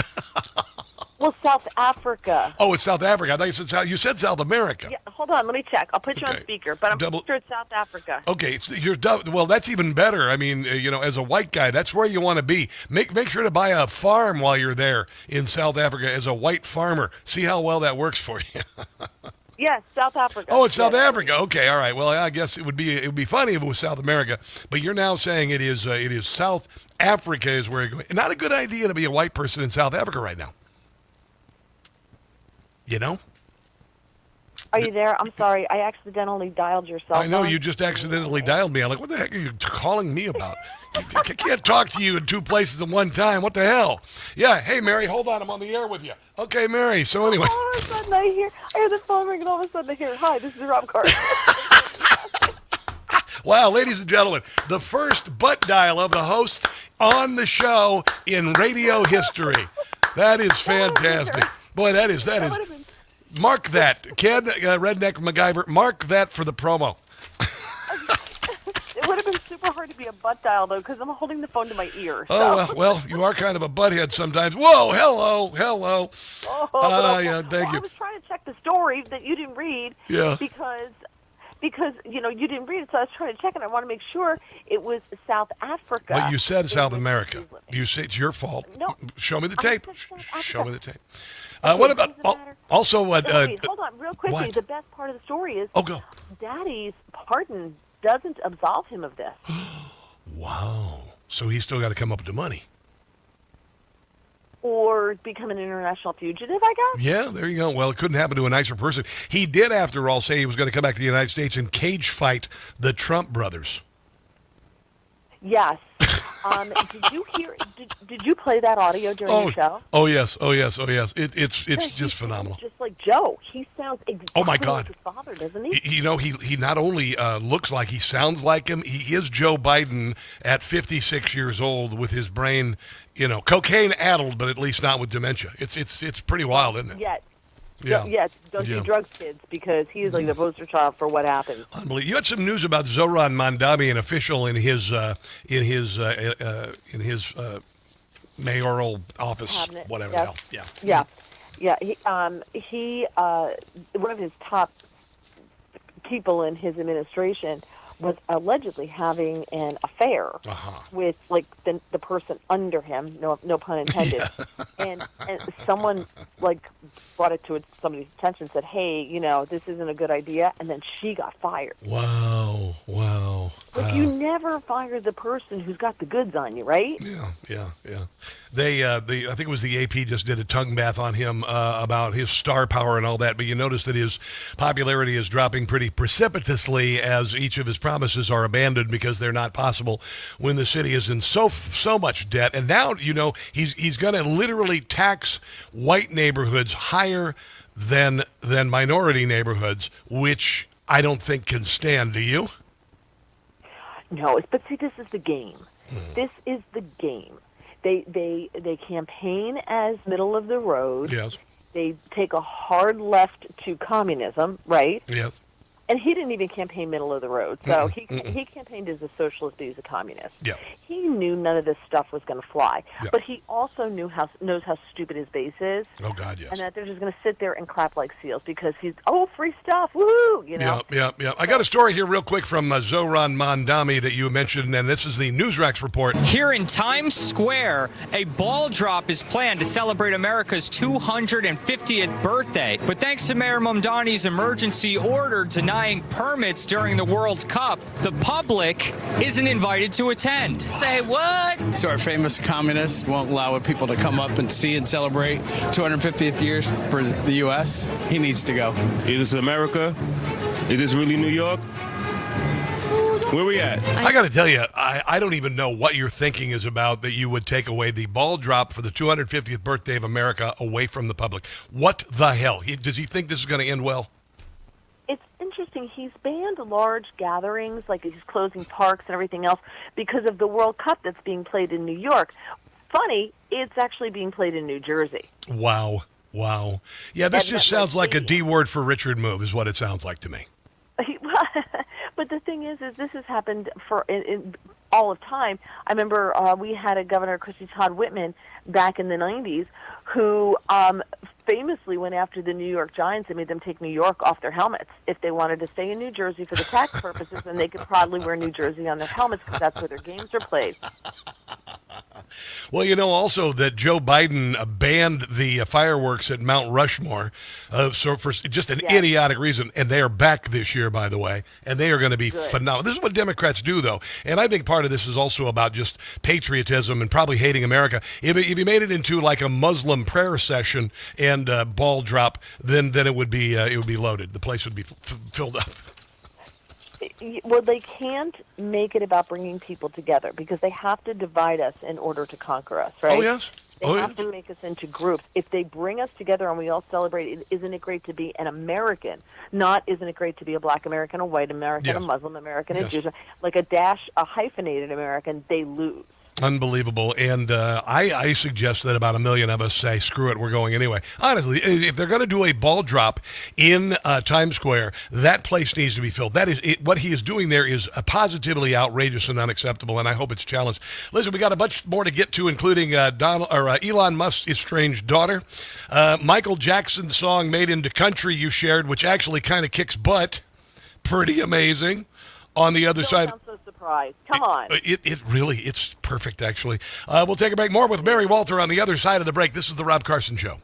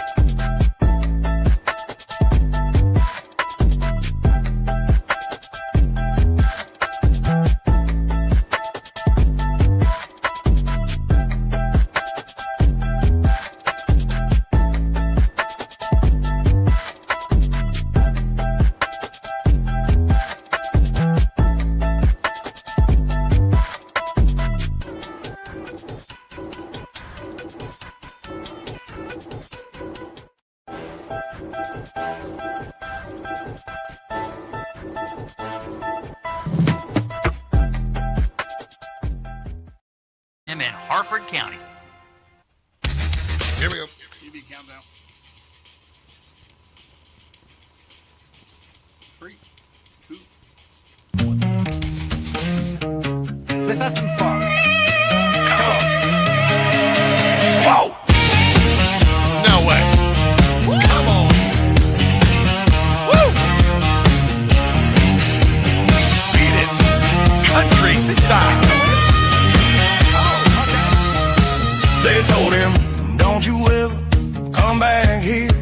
Don't want to see your face, you better disappear. The fire's in their eyes, their words are loud and clear. So beat it, just beat it. Oh, I gotta tell you, that is just good, Mary. You sent that to me this morning. I was like, dang it. I gotta find out who recorded it, though. I don't know who recorded it. You know what I think it probably is? I hate to tell you this. I think it's probably AI. I'll bet it's AI. I'll bet you anything it's AI. There's a lot of really great kind of AI stuff out there. I don't like to usually listen to it because it's not real musicians. But I could be wrong. I could be wrong. But damn, that's just amazing. It's perfect. Well, we've gone from no even auto tuning, like Steve Perry with Journey wasn't auto tune. That was really his voice. Yeah. To going to you can kind of sing, but we'll just auto tune it to fix the things because you fit the mold of what we want. In packaging. It's interesting as a Gen Xer, and you're a Gen Xer. But when Michael Jackson when Thriller dropped, it changed everything.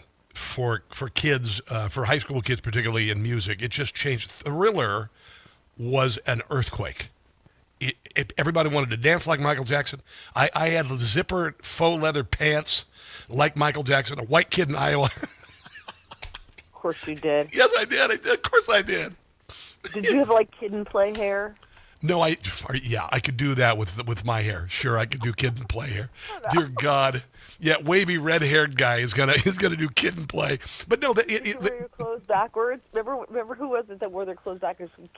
Crisscross. No, crisscross. Yeah, I know. It was a little too late for me on that one, and it was kind of stupid. But there's so much good music came out there. Prince 1999 came out. Michael Jackson's Thriller came out. Journey Escape was about 2 years earlier. They're just some great records. With just earth-shattering music. I think that's a thing that like Gen Z will never be able to experience, and to some degree also millennials, to never experience an album dropping and the cultural just earthquake that happens. And everybody wanted to, I knew how to moonwalk. Hell yeah. Every boy wanted to know how to moonwalk. Didn't matter. You wanted to be as cool as Michael Jackson. You're never going to be as cool as Michael Jackson. It was crazy. No. Did you have the red leather jacket? Oh, hell yeah. I had it all. I went to Jeans West. Girl, I put so much stuff on layaway at Jeans West. Every dime I had, I spent at Jeans West. I had the belt. I had the double wraparound belt with the silver spikes, black leather. The whole deal. Okay, I want pictures. I've got pictures of my leather suit that I bought for the Homecoming Variety show in college. I saved all of my money because I was going to do stand-up comedy and do this nightly thing, and I bought a black leather double-breasted suit with Adidas. Thank you. Things haven't changed much. And they said the 70s was an ugly time in clothing. The 80s were really, what would you consider a more fun decade, 70s or 80s? It depends. I think a lot of it depends on where you were, where you were in your life. I don't know. Yeah.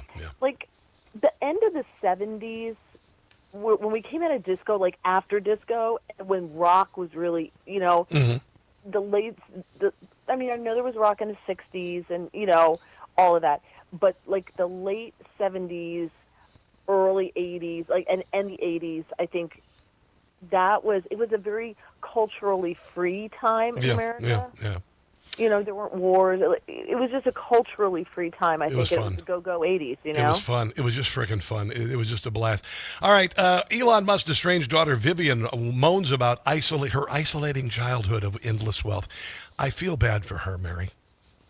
Well, first of all, she's a he. Oh, that's true. She is trans. He.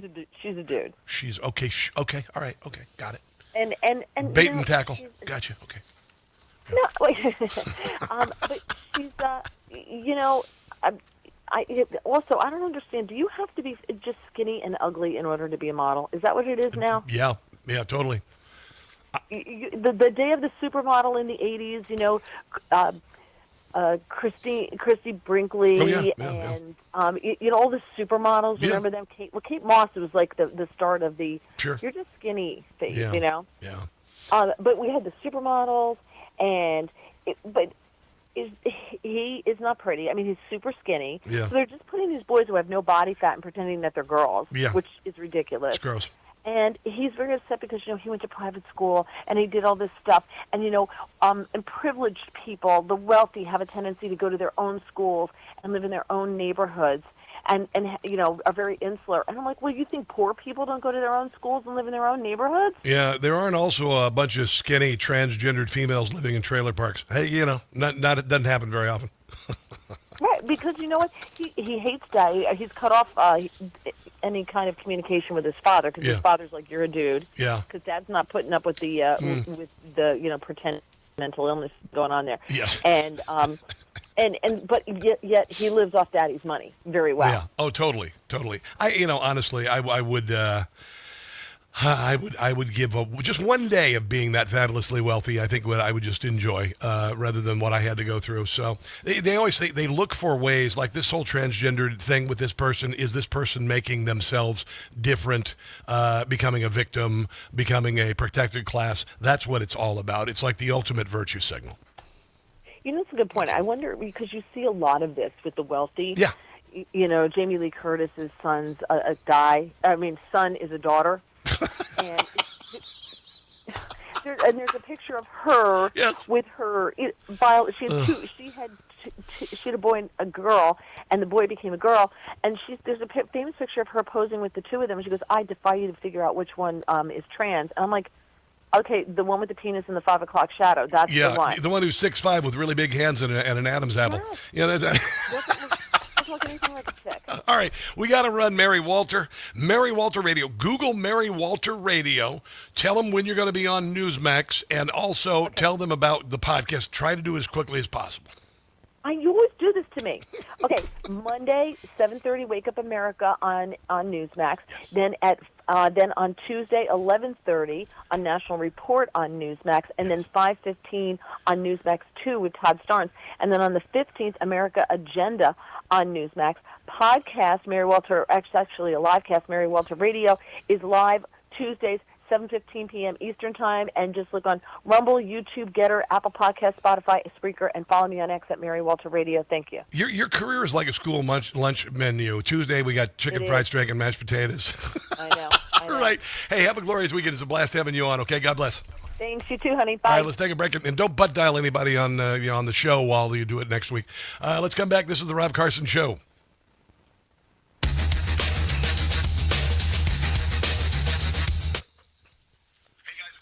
I'm very blessed to know Mary. Very, very blessed to know Mary. She's something else. It's really nice. Happy Friday, Rob, for sure. That's Daggone Dave. Good to see you, brother. Hello, Jen. Male and female make a baby elk. I don't know what that is. Let's see. What else we got here? A lot of people watching over on Bruce Redford. Hello. Good to see you, man. I'm going to scroll down here and see where all your comments are. Let's go over to Rumble. My Rumbly Ruse. Rob, you got to talk about stupid Governor Moore taxing our paint. Oh, God. Yeah, what an idiotic thing to do. They're going to tax paint. I don't have the story in front of me. I heard it yesterday. I'll try to get to it today. Just a doofball. The bunny suit will forever be my favorite. Dookie Bear. Yeah, I wore a bunny suit on Easter. It was pretty funny. Rob, you're a certifiable dork. Yeah, to some degree, you're pretty right talking about that. AI of Guns N' Roses' Appetite for Structure done in the 50s. Really? I like that.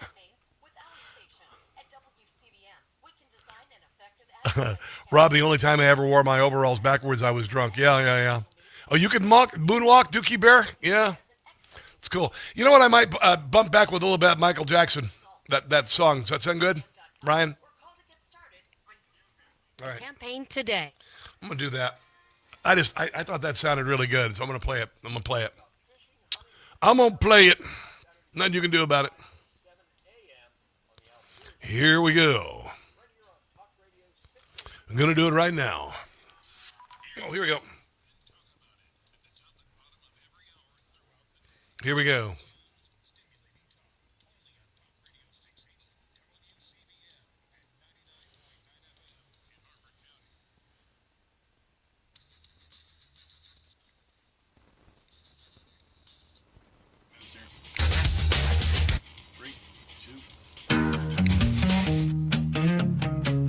Strong. Gotta play a little more of this. Let's enjoy this. Come on. Michael Jackson, this country. Beat it. Let's have some fun. Eddie Van Halen playing guitar, the original. That's why I was so big in the Midwest. Whoa! I like this now. I'll post this on social media. It's on my Twitter right now. We'll see it. They told him, don't you ever come back here. Don't want to see your face, you better disappear. The fire's in their eyes, and the words are loud and clear. So beat it, just beat it. You better run, you better move while you still can. Don't wanna see no blood, don't try to act so grand. You wanna be tough and do the best you can. Beat it. Oh man, that is just tight. That is just tight. Oh my God. Yeah, you know, for you, when Beat It came out, it was an atom bomb. It was an atom bomb. I can't explain it. I wish I could. For those of you who didn't experience the 80s, maybe you were born in the 80s, maybe you were born after the 80s. It was a nuclear bomb. It just changed everything. The video for Thriller, you know, with him and the girl going to the movie and even become a Wolfman and all that, and the dance for Thriller. Holy hell! And it's still gigantic. It's still gigantic. With my daughter, it's still gigantic. It was an earthquake. I miss those days. There was an innocence to it. We weren't so overwhelmed sensorily. We didn't have 1,000 movies at the palm of our hand. We didn't have the ability to play any song on the phone. And there were albums, and it was something else, man. It was just something else. I wish you could experience it. I wish you could have experienced it. It was so fun. My gosh. By the way, I just want to mention that my ghost bed is fantastic. Many women have been, and actually men have been very curious about getting into my bed. It's weird. It's kind of weird. And you can too. All you got to do is go to ghostbed.com/Carson. 10% off right now. I got the queen size with the pillow top and the whole deal. Comes in the mail. Okay, not in an envelope, but in a box. And you just unroll it and you just cut the plastic and it goes boing, just like that. And it's the best I've ever slept in my life. And the cost is going to blow you away. And it's American made. Ghostbed.com/Carson. Ghostbed.com/Carson. Last hour of the show on this Friday is right ahead. Christian Toto, Hollywood and Toto with The Boss. Oh my God. What a fall from grace. Don't go anywhere.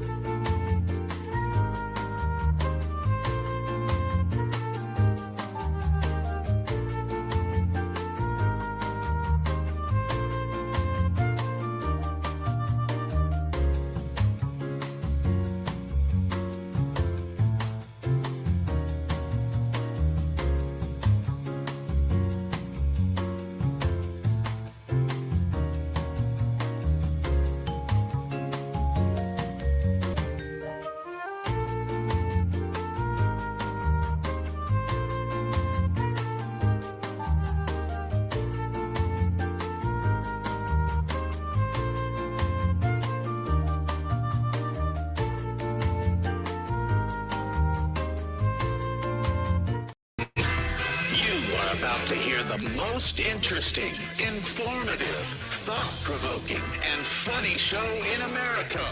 On air and on the World Wide Web. This is the Rob Carson Show. This is hour number 3 of the Rob Carson Show. By the grace of God, it is finally Friday. It's going to be a glorious weather-wise weekend here in the nation's capital. I'm going to be heading in to see what's left of the cherry blossoms with some friends who are coming in. I'm very excited about that. And then I'm going to an Orioles game on Sunday. I actually prefer to see the Orioles. I haven't seen the Orioles play in a very long time. It used to be safe downtown in Baltimore. We'll see. But I'm going to an Orioles game on Sunday. And taking it all in, just drinking it all in. I love it, man. I really enjoy living here, and I hope you'll come and join me in the fall.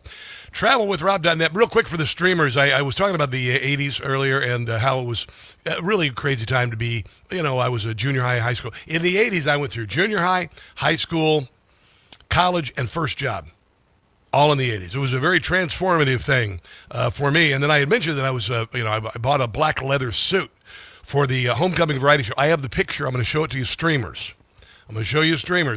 That is the black leather suit, and yes, I did have a mustache. It's the only time in my life I ever had any facial hair. That's it right there, man. I took every dime that I had, making $3.35, and that was the minimum wage. I didn't ask for a higher minimum wage. I didn't, have food stamps. I saved every dang dime I had, and I bought a black leather suit. There you go. You've seen it. Go to Newsmax social media if you want to see Rob Carson in a leather suit. I was poor kid from Iowa, but I wanted to be a rock star. I wanted to be Johnny Carson. I want to be this. So there you go. Check out the social media if you want to see it. Here's the latest from Newsmax. James Rosen on the fragile peace deal between the USA and Iran. Well, let's take you live now to Chief Washington Correspondent James Rosen with more on the weekend's negotiations. And I believe those are happening in Islamabad, right, James? James is awesome.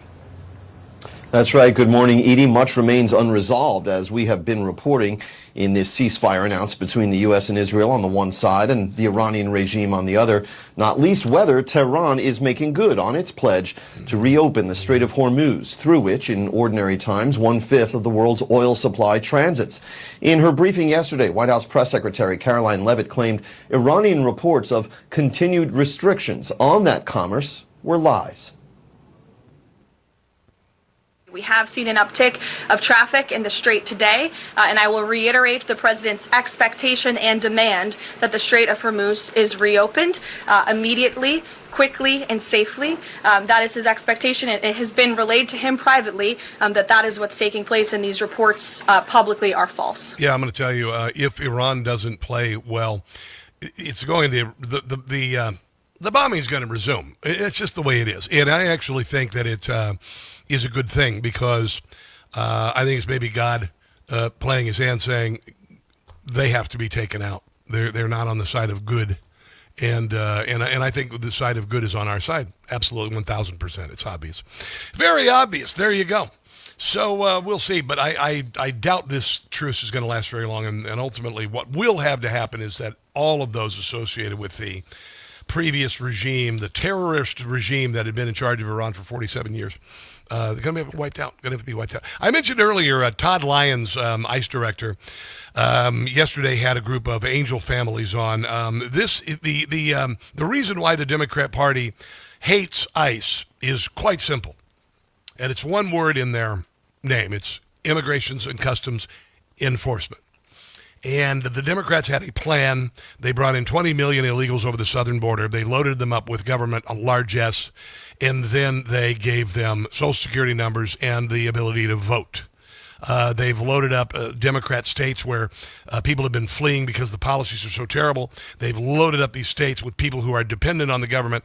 Largely, 60% of illegals are on some sort of government largesse, and we're paying for it. And it's a devious and awful plan.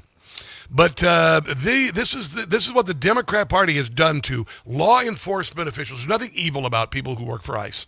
They are good and decent people. I met one the other day, an ICE agent, and he was in civilian clothes.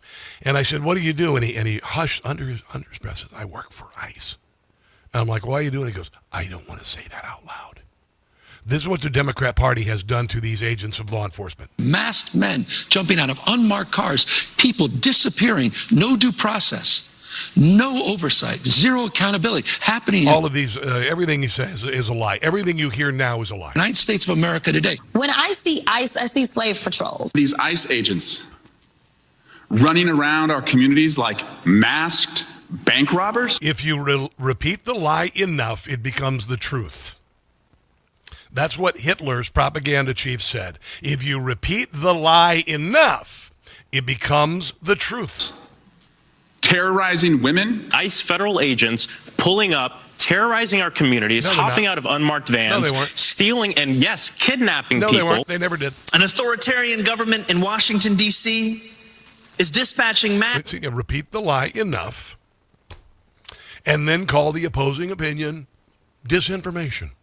That's Stalin. Stalin meet Hitler. Hitler meet Stalin. Give each other a hug. There you go. And let's throw a little bit of Mao Zedong in there. And you got the United States Democrat Party. 100%. And it started a long time ago. This was Kamala Harris when she was before and during her run for president. My values have not changed. A hashtag abolish ICE, referring to the enforcement agency when it comes to immigration. Listen to what your colleague, Senator Kamala Harris, said about the idea of abolishing ICE. The plan was solidified years ago. Here's what she told my colleague Casey Hunt. While the border was wide open. Examine ICE and its role and the way that it is being administered. While they were letting 20 million people come across the southern border, they were already demonizing immigrations and customs enforcement so those who came illegally could stay forever. The work it is doing, and we need to probably... Do you get it now? Think about starting from scratch. Abolish ICE. This is a refrain that we've heard increasingly from your Democratic colleagues, some even potential 2020 contenders like Bernie Sanders, Senator Kamala Harris, Senator Elizabeth Warren, Senator Kirsten Gillibrand. They've all called to abolish. Well, that's unbelievable, right? You thought it was just all this year. You thought it was Minneapolis. Oh, no. They've been doing it forever. This is Todd Lyons, acting ICE director, surrounded by angel moms or angel families, people whose loved ones were murdered by illegals. I want to say to the victims' families who have experienced these crimes, we see you and we hear you.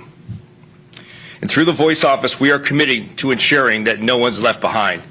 And I just want to say on a personal note, the families you see up here I've become really close with. They're a part of the ICE family. But when ICE officers and special agents are demonized, called Nazis, hated, there's violence against it. We do it for these individuals, these families who are no longer with their loved ones because they didn't get the justice they deserved. And that's the main reason why ICE and our law enforcement partners are out there, is so these angel families will finally get justice. Yeah, it's ridiculous. This is a woman named Nicole Koprilov talking about one of the murders here in Northern Virginia where I live.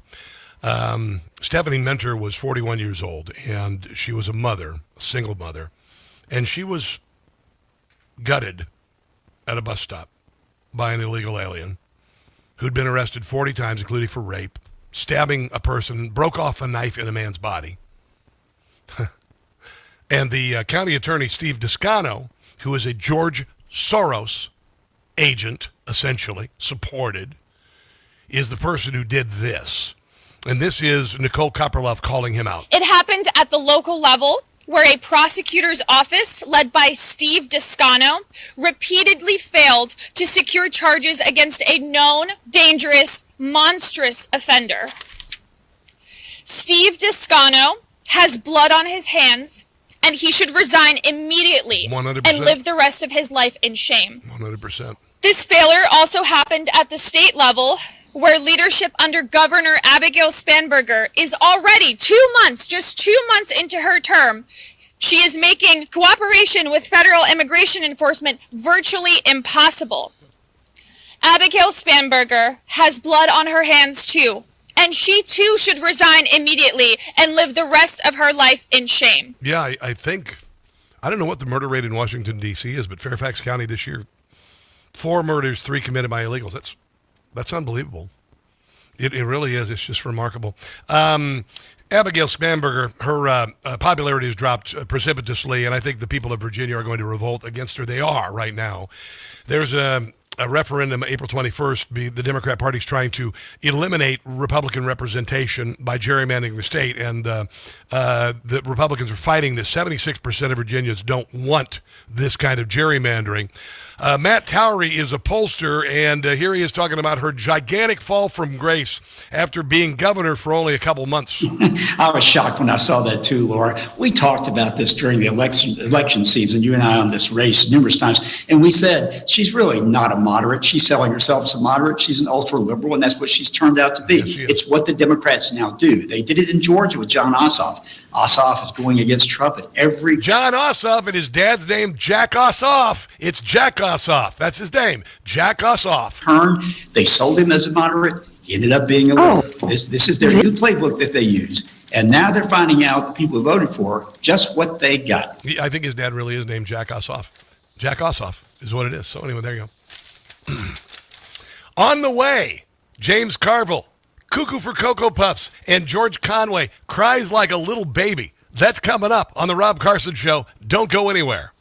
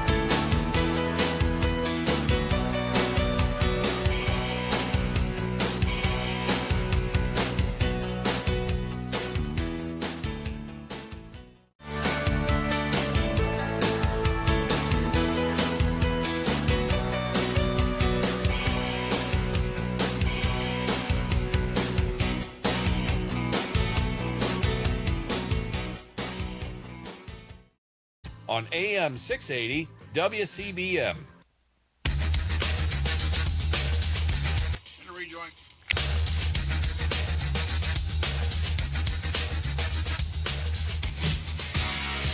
Donald Trump's election.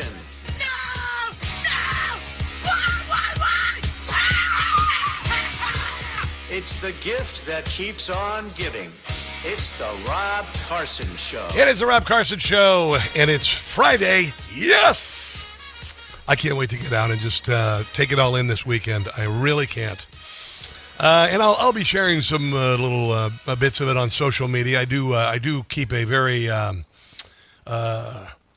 a busy social media presence. If you want to follow me at Rob Carson or Rob Carson Show, I'm on Facebook and Instagram and LinkedIn. Oddly enough, I get a lot of traction. Truth Social, I've got nearly 2 million followers. TikTok, Getter, I'm everywhere. I mean, Google my name, I'll show up on your toaster for crying out loud. It's just crazy. And I do more than just politics. I do other things too. Sometimes I'm gonna put up some food porn. I smoked the salmon last night on my indoor smoker. I'm telling you, best thing ever. The best invention ever. All right. It's become my number one kitchen appliance. Rice cooker was before. An air fryer. Air fryer. Do you not have an air fryer? I'm going to tell you a little story here real quick. I went on a date a couple weeks ago. And this delightful woman had this, she's in politics, a delightful woman. And we're out and we go on this date. We go to Annapolis and we're hanging out and all this, and we met some cool people and all that. And she confided in me that she doesn't have an air fryer. She was convinced that an air fryer was not a good thing because you can't cook healthy or whatever. And I said, girl, you're crazy. You've got to have an air fryer. If anything, just for reheating pizza. It's the best way to reheat pizza ever in the history of mankind. It's also the best way to do vegetables, like butternut squash, tossed in olive oil, salt, pepper, in the air fryer, 20 minutes. 425, caramelized, beautiful, baby potatoes, Brussels sprouts, 425, 20 minutes, baby new potatoes, 30 minutes, 425, the crispiest French fries you'll ever have in your life. So, we have our little date. It was wonderful. We've talked before then. I knew her before. And I had Amazon deliver an air fryer to her. Now, ladies, I know that if a man delivers you a major appliance, after the first date, generally you're going to go, okay, I'm out of here. She called laughing like, oh my God, I can't believe you got me an air fryer. And I got her an air fryer, and she's got a daughter. And her daughter was like, oh my God, you finally got an air fryer. And I hope she didn't tell him that I gave it to her, because, that might be like, oh, he sent you that? Oh man. I don't know. But it's fantastic. Air fryer, indoor smoker, rice cooker.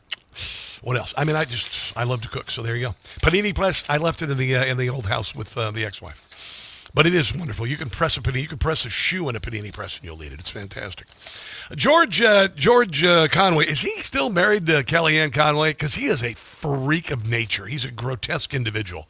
And he was really, he went online and what a way to waste your money is giving a lot of it to Joe Biden. I mean, honestly, here he is crying like a little baby because he gave away his children's inheritance to Joe Biden. I was asked by a friend of mine who raises money for Democrats to speak at a big Democratic fundraiser for what was then the Biden Victory Fund. And I remember I was actually driving out to my friend John Gardner's house out in Maryland, and I was thinking about, well, how much money should I give to the Biden campaign for this thing where I'm going to be the headline spokesperson and asking other people to give, and I thought I'd give, a lot of money, but a reasonable amount of money. And then I started thinking about it, and it's like, this is it's money that my kids would otherwise inherit. And it's this, or just flush it down the toilet or put it through a paper shredder. And I started thinking about that. So what am I going to give? And then I just thought about it. Well, what do I want my kids to inherit?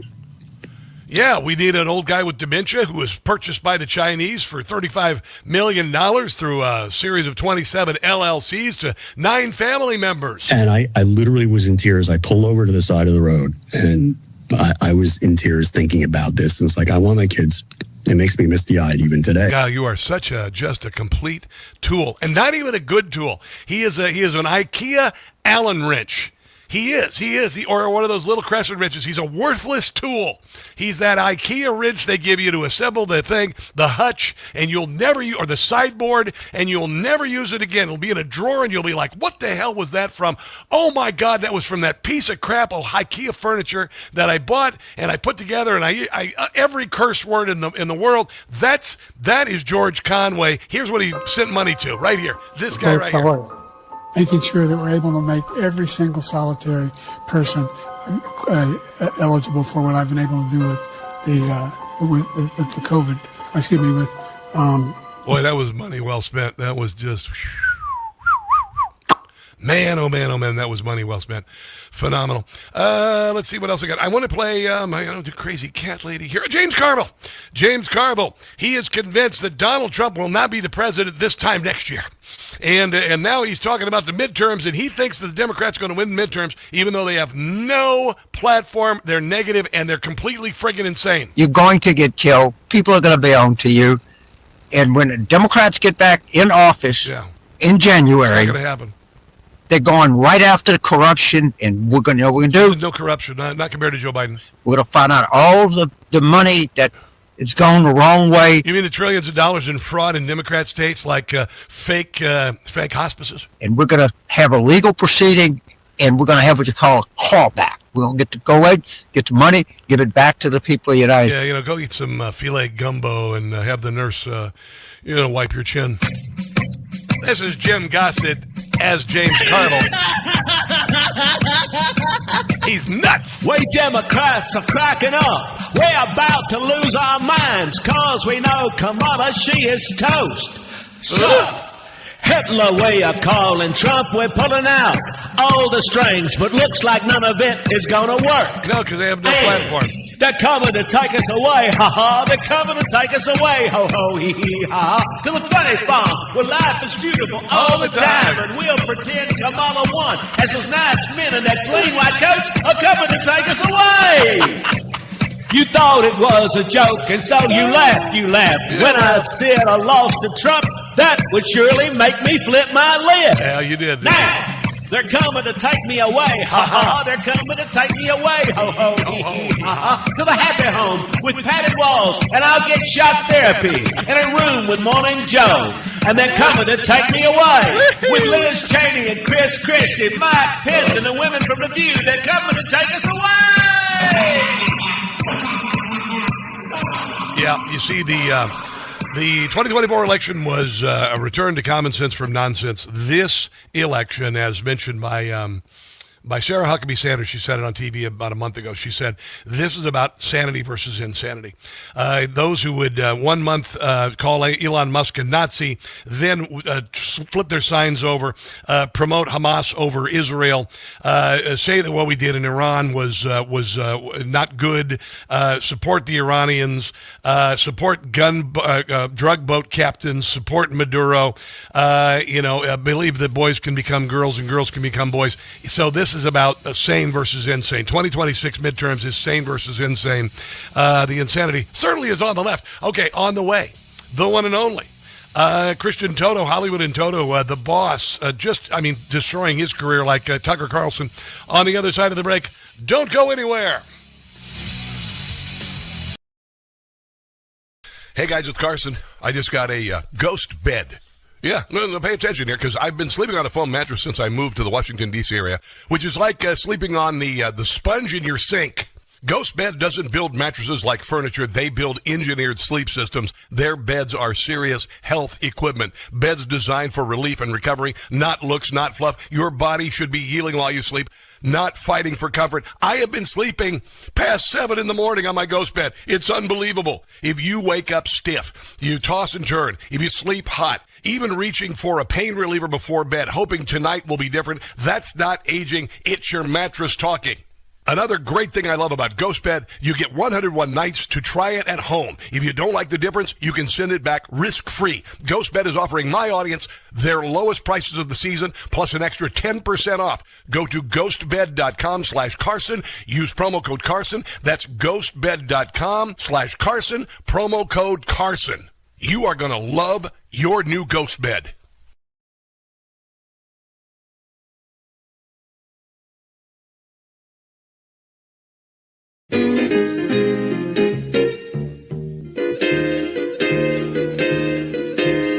town of Portland, I said in the guard, Antifa, they are gonna get you hard. The Democrat mayor's getting in my way. Go ahead, punks, and make my day. F around and find out.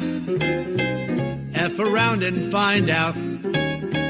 Schumer's gonna find out. I mean business and I'll get my way. Pencil neck and Chris Ray, for your crimes you will pay. You have both been found out. Hope you get a lengthy prison stay. Listen up, Hamas, I am warning you. Break the ceasefire and you'll be through. Democrats, hang your head in shame. For the shutdown, you're gonna get the blame. F around and find out. Mess around and find out. F around and find out. In the end, I'm gonna win. Win the day. Find out.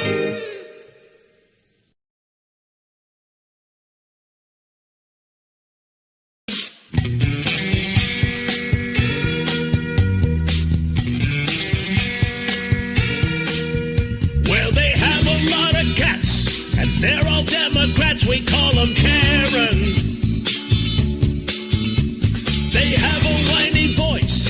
They are all pro-choice and mostly barren. They're cat ladies. Whoa, whoa, whoa, they're cat ladies. Talking about some miserable ladies who have clearly lost their minds.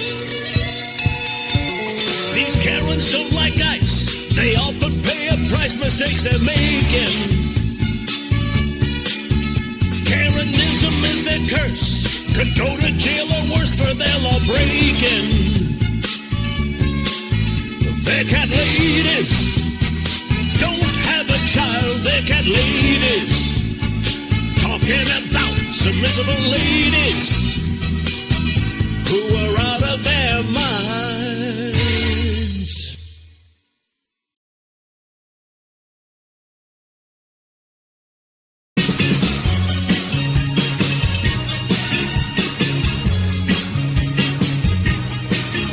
With the actions he's taken, Jacob Fry is making Minneapolis a clown town. Ice fries are bows, and while Tim Wolves is dozing, city has become a clown town. Ilhan Omar's hiding fraud, Keith Ellison's obstructing a war on law enforcement. Jacob Fry's conducting. Tampon Tim is so incompetent. Most Minnesotans want no more of him. It's a clown town, Minneapolis, clown town. It's far from fabulous, clown town. Once great cities become clown town, clown town.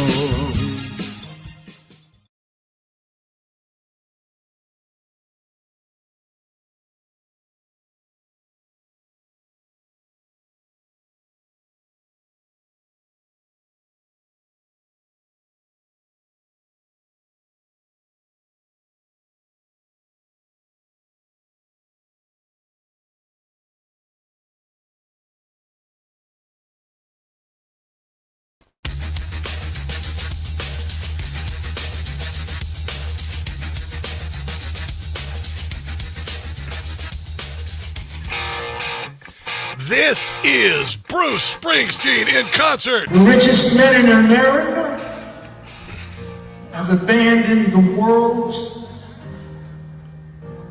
poorest children to death and disease through dismantling of U.S. aid. Can you play This is happening now. Born in the USA? We're undermining NATO and the world order that kept us safe and had global peace for 80 years. This is happening. Born to Run, Santa Claus is coming to our good town. neighbors and our allies. Canada, Who in the hell would pay to see Bruce Springsteen spew nonsense instead of singing? Christian Toto from Hollywood. And Toto, how are you on this glorious Friday, and what do you think of that? It's hard to believe that A, people want to see it, and B, people are paying through the nose there was a story a couple of years ago about his sky-high prices. And hey, boss man, you're the blue-collar bard. I mean, you're the guy who's talking about the downtrodden. Don't you care about these high ticket prices? And he basically said, yeah, I'm worth it. We work hard. I don't know. I never would have gone to see Bruce Springsteen in concert. I've never been a great fan of his. I'm not like a lot of people are. You're a Springsteen fan. You'll see every show. I got a friend he lives in St. Louis. His name's Mark Reardon. He does a radio show there. And one time he went to the movies. He went to see this movie called The River, and he's sitting there, and he looks in front of him, and he's in Hollywood, and there's Bruce Springsteen and Patty Cialfa, and he tapped Bruce on the shoulder and said, "Mr. Springsteen, didn't mean to bother you. I'm just a big fan." And Bruce let him come up and sit next to him. And they watched the movie together, okay? That was what he used to be. He's not that man anymore. Yeah. He's not that man anymore. Yeah, I would doubt he'd have that reaction as well. Listen, fame corrupts and ego corrupts as well. And I could give Springsteen his due if he was speaking out against Biden and his cognitive decline, if he spoke about open borders, if he spoke about people like Laken Riley who have been murdered by illegal immigrants who are let into the country, if he had an ounce of bipartisan outrage, all right, I'd cut him some slack. He doesn't. I mean, he's like an MS Now host. I don't want to hear any politics. Kristen, I don't care. I don't want to hear Republican politics either. Play frickin' Born to Run. Play Born to the USA. Play whatever. But shut the hell up and play. Just shut up. Honestly, it's ridiculous. I agree. It's ridiculous. And also, we know exactly what he's going to say. Yes. So, part of the fun of a concert is, Bono might go off on a riff, or he might merge 2 or 3 great U2 songs together. That's part of the fun and excitement. What's he going to do live that I don't hear on the record? How is he going to interpret the songs? Yeah. What's he going to say? That's the experience, not, here comes another speech. Yeah. And if you've read it on Variety or any other website, you know what he's going to say. There's no surprise. There's nothing interesting about it. I find it tedious, to be quite honest. I just don't even care. I don't even care. I mean, I don't want to hear politics in their concert. I don't care if it's Republican or otherwise. Shut up and play the damn songs. That's why I paid the freaking outrageous ticket prices to see the stupid show. And by the way, ticket prices are just stupid. I was going to go see Earth, Wind, and Fire. They're playing at a casino across the river from where I live. The balcony seats were $450. I said, no. First of all, they're Earth, Wind, and Fire, not exactly on the upward trend of their career, and a lot of the members are already dead. So really? I mean, no, it's ridiculous. It's utterly ridiculous. It's too expensive to go see them live. Whatever. It is crazy, but I mean, it must be capitalism at work because people are seeing it. If the prices if the seats were empty, they would have to, reconfigure the whole pricing scheme, I guess. But it is crazy. I mean, the only person I'd pay that kind of crazy fee would be Paul McCartney because I've never seen him live. Yeah, He's getting up there, and I hate to say that, but he's Paul McCartney, so I'd almost pay anything. But everyone else, I'm sorry, it's not worth it. So what else is on your radar? You had something you were mentioning about Apple TV. What's going on with that? Yeah, so, they premiere new movies. I mean, that's the way the streaming world works these days. You get pretty big stars. And the new movie they have out this weekend is called Outcome. And it's directed by Jonah Hill, comic actor. And it's about a super-duper movie star, like a Tom Cruise-level guy, who is in trouble because there's some sort of video floating out there where he's behaving badly, and he doesn't want to get canceled, and he doesn't know what he did or what the content of the video is. So Keanu Reeves plays the main character. Now, Keanu Reeves is beloved. Yeah. So it's kind of odd casting that he's playing a big movie star who's kind of a jerk. But more importantly, listen, it's a swing and a miss, but at least they're trying. It really does attack cancel culture because here's the star who's trying to appease all these different specialty groups, and he's got a black advisor and an Asian advisor and a female advisor looking at Me Too issues. So it is the rare time where Hollywood is looking at cancel culture and this whole woke nonsense and saying, hey, we can make fun of it now. The problem is it's not funny. It's just not that good. I've seen it in the movie. So now, you want to know a movie that is absolutely freaking phenomenal, where an actor not only plays an actor, but plays himself. Did you ever see The Unbearable Weight of Massive Talent with Nicolas Cage? Yeah, it's so good. Oh, my God, it's so good. It is a phenomenal movie. It is hilarious. It's got Pedro Pascal before he started wearing, clothes that look like you hit a bird on a motorcycle. The Oscars is what I'm talking about, that outfit. It is a brilliant, funny movie. There's a scene where they get high and they're driving in the car, and it's just fantastic. And Nicolas Cage plays himself, makes fun of himself. It's 2022. You got to see that movie if you haven't seen it. Phenomenal. Yeah, it's good stuff, and I love the fact that Nicolas Cage could poke fun at his image and how he could be over the top and crazy and so bizarre. Listen, when he made Raising Arizona, I was he could hijack a bus full of nuns and children, and I would forgive him because I love that movie so much. Oh, brother, that movie was so quotable for Generation X when that movie came out. Raising Arizona. If you guys have not seen this movie, it's Nick Cage, about 1989-ish, right? Holly Hunter, and it is a brilliant comedy. John Goodman is in that movie. I Need Me a Baby High, Oh, phenomenal movie. One movie that I will not see, Christian, is The New Faces of Death. I remember when this came out. I never watched any of them. I thought it was just sick. So tell me about this movie. Yeah, real quick, the original film allegedly was almost like a snuff film. That's the way it was kind of designed, where you have this documentary approach to real-life situations. How people kill themselves. Yeah, but it turns out most of it was staged. I think there might have been some stock footage of war where there was actual death. But it was staged, but it was, it was late 1970s, it was urban legend. So now they're rebooting it. But the new movie is like a traditional horror movie, but it looks at that movie as inspiration because one of the guys who's doing bad things in the film loves that particular series of films. Oh, all right. So it's not like the Faces of Death franchise. It's a movie about it. Yeah, but I have to say it's not bad. It's a more traditional approach to a story, but also it looks at us and how we watch a lot of nasty things on our phones, and we just kind of shrug. I know. So I think it has some nice commentary in that front. My latest jag watching on social media is when they go to the Humane Society and they let the dogs out and the dogs choose their new owners. And I cry like a baby. I know I'm a total wuss. I do. I say by myself in my apartment. Oh, the life I live. It's just spectacular. Christian Toto, can you hold on? I want to cover Stephen Colbert's replacement, and also ketamine queen responsible for supplying Matthew Perry with his drugs, sentenced to prison. That's coming up on the other side of the break. This is the Rob Carson Show.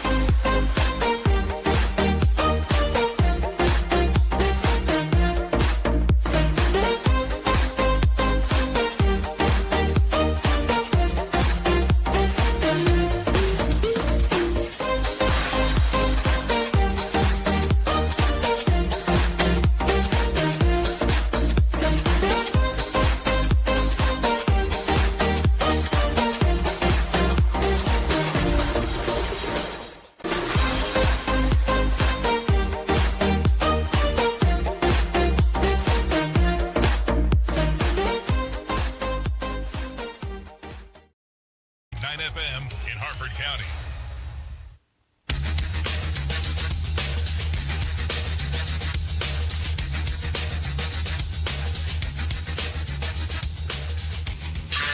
More with Christian Toto, HollywoodandToto.com, also on YouTube at Hollywood and Toto in one moment. Did your parents ever give you money for good grades? Did they ever give you like $5 for every A or whatever? Yeah, my parents tried that a couple times, but never paid off. They didn't really. It's like, we'll give you $1 for an A, whatever. And then report card comes, is like, well, no. Anyway, you can earn by learning with Birch Gold. Birch Gold just announced their Learn and Earn Precious Metals event. They're not forcing you. They're not going to try and pressure you into buying gold or whatever. They're just going to reward you for learning about it. I think it's pretty cool. The online event features rewards for learning the basics of investing in precious metals. Sign up, get free silver on your next purchase. That's kind of cool. Get even larger incentives as you go. The more you learn, the more you earn. But you should act now because it's going to end, in 20 days. Holy heck. April 30th. It's already one-third through the month, for crying out loud. Text my name, Rob, to the number 989898 to join Birch Gold's Learn and Earn Precious Metals event by April 30th. Text Rob to 989898 today. I remember when we found out that Matthew Perry had died, we were all shocked that it didn't happen a decade earlier, to be quite honest. Kristen Toto, the ketamine queen, Jasveen Sangha, was born to a wealthy British Sikh family and reinvented herself in California as a drug dealer who infiltrated Hollywood's upper echelons, and she's going to jail for a while. 15 years in prison, Christian. Yeah, I think these things have to happen more frequently, honestly. Yes. There are people who are really misbehaving and abusing their rights with medical interactions, and people are dying. Listen, drug abuse is terrible. Matthew Perry was really a troubled soul. He had a lot of demons. He was a sad person, underneath the smiles and all the joy he gave us. But he should still be here, and it's very tragic. And, some people have to pay the consequences. And it sounds like, there's a lot of evidence against her. She was trying to hide information. She was dealing and wheeling and dealing. It sounds like the right call. It's tragic on every front, and it's sad that he's gone, but maybe others will still stick But if you're a drug dealer and somebody dies with your product, you need to go to jail. There you go. Boom. Ta-da. And fentanyl is much worse. Unbelievably dangerous substance where police officers literally have gone into seizures just touching it. A grain of sand can kill you. It's quite frightening, actually. I'm glad we're bombing the snot out of drug boats and ending a lot of the stuff coming into the country. Yeah, I think that one of the things that's good in a weird way, is that when a celebrity dies and we hear about it, we learn about it, and it gets more attention. If it's just your neighbor, we don't hear about this, and maybe the people get away with it. But because he's so famous and because he was beloved for so many reasons, we're focusing on it, and now justice will be served. Absolutely. CBS reveals Stephen Colbert's replacement months after the show cancellation. Comics Unleashed with Byron Allen. 11:30 starting on May 22nd, the day after the Late Show comes to an end. An hour later, Allen's comedy game show, Funny You Should Ask, will air each weekday night, according to The Hollywood Reporter, and they're staying away from politics, thank God. Yeah, comedy comes back to late night. It just might work. So, if it wasn't good enough news that Colbert was going to be hitting the exits, it's better news that there's going to be comedy there. Now, this is an existing show. It's been around a while. Byron Allen is a fascinating figure. I grew up watching him on Real People and all that TV show back in the day. Yes. And now he's a very successful entrepreneur. He's got lots of fingers in different entertainment pots, and he's got this vehicle that, and it's a complicated way how it's going to be on the air. It's some sort of leasing thing where it's not a traditional broadcast deal. But anyway, the bottom line is that when you tune in to CBS, you're going to get stand-up comedians telling jokes. I love it. Stephen Colbert, and what a change. Listen, late night appointment television is certainly like Johnny Carson, Jay Leno, David Letterman, all of that.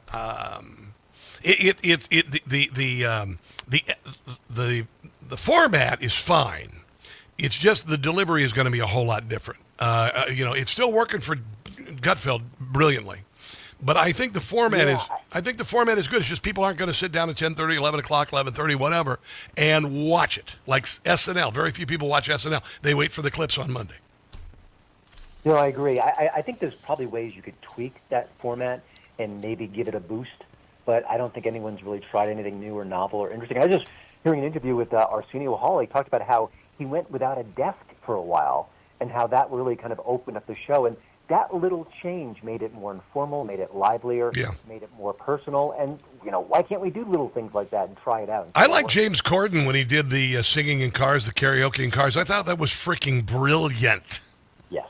Yeah, that's it. Just something simple and elegant. And Rob Carson's What in the World, which, Christian, you need to see if you haven't seen it, where I literally take video clips and I write a script around them and I stop and start them by myself and improv my reaction to them. That's what I do with my show. It is. It's pretty funny. And the reason why I run my own videos is because it's very hard to keep up with the hamster on cocaine between my ears.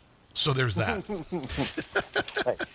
Listen, Colbert should have tapped you years ago. He might still be around. There may be the opportunity for Rob Carson in late night. It might just happen. We'll leave it at that. Christian Toto, thank you, my friend. Where can people find your glorious podcast and online presence? Go to YouTube or iTunes speaker for the Hollywood in Toto podcast, or just go to HollywoodInToto.com. Always a great conversation, Christian. Have a glorious week, and we'll talk again soon. Let's come back. This, my friends, is the Rob Carson Show.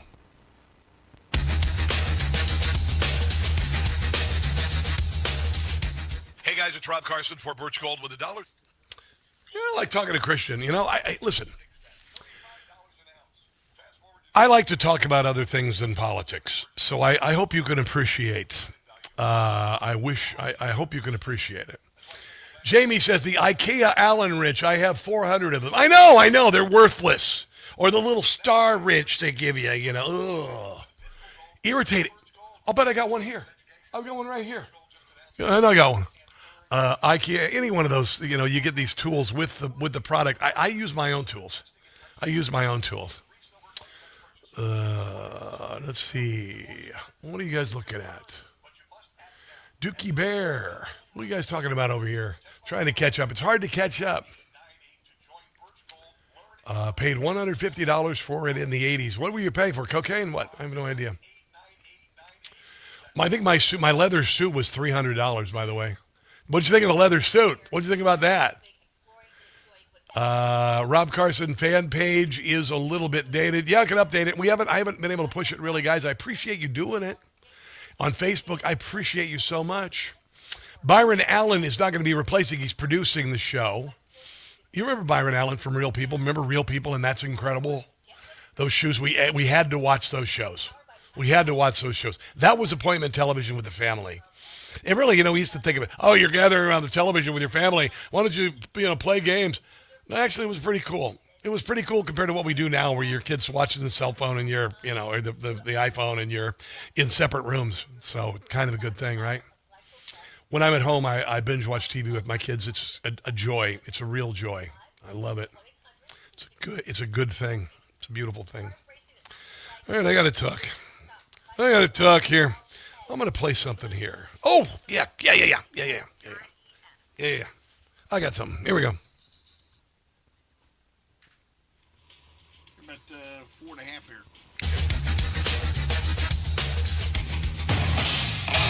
Relentlessly slowing the spread of the stupid every day. It's the Rob Carson Show. Yeah, that is the slogan. Don't catch the stupid. Watch my TV show, Rob Carson's What in the World, this weekend, 3 o'clock Saturday afternoon. Sunday night, 8:30, following Dr. Michael Savage. Exactly where you'd expect a comedy show to be. But I think you'll enjoy it. Donald Trump loves it. Michael Savage loves my show, too, which is really a compliment. It's time for our crazy cat lady of the day. This is a liberal woman who can't understand how you could possibly dislike liberals. A few things that'll never make sense to me. How anyone can hate a Democrat, how anyone can hate a liberal, and how any woman can be a Republican. Yeah. Like, how can you hate liberals? Like, that literally makes no sense to me whatsoever. If it wasn't for liberals, everyone who is not a straight white man would not You just answered the question why everybody hates liberals, by the way. Have any rights that we still have. No, actually, we were the ones who freed the slaves and gave women the right to vote. Democrats fought it tooth and nail. Today, in this country. Yeah. If it wasn't for liberals, yes, go ahead. Women wouldn't have the rights we still have. No, that's absolutely incorrect. In this country today. No, that's wrong. Even so much as to have our own bank account, buy a house, buy a car. Wow, that's just ridiculous. Let me give you another reason why people really dislike liberals. Just a little refresher.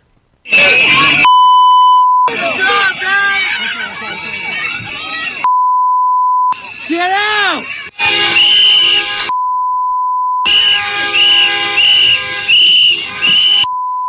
Yeah, those are liberals in Minneapolis, and you might as well just copy and paste it for every city in America. Crazy Cat Lady theme song on the Rob Carson Show. Jim Gossett, ladies and gentlemen. Well, they have a lot of cats, and they're all Democrats. We call them Karen. They have a whiny voice. They are all pro-choice and mostly barren. Thank God. They're cat ladies. Whoa, whoa, whoa. They're cat ladies.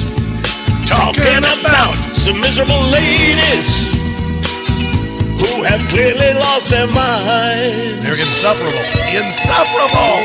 These Karens don't like ice. They often pay a price mistakes they're making. And they don't eat bacon. Karenism is their curse. Could go to jail or worse for their law breaking. That would be nice. They're cat ladies. Don't have a child. They're cat ladies. Talking about some miserable ladies. Woof, woof. Who are out of their mind. There you go, Jim Gossett. Jim Gossett, Patreon.com. Jim Gossett. I'm sorry if your name is Karen. I am. I know. It's just that's the vernacular. Sorry. Patreon.com, Jim Gossett Comedy. Patreon.com, Jim Gossett Comedy. Do me a favor. Go to visit travelwithrob.net this weekend for the trip to D.C. coming up October the 25th through the 29th. We're doing 5 days, 4 nights, staying in the heart of D.C. I'm going to be taking some time off, chilling with you. Going to go to the U.S. Capitol building. Going to go to the Arlington National Cemetery. See the changing of the guard. You will cry. It's beautiful. You will stand in silent reverence. It is the most wonderful thing.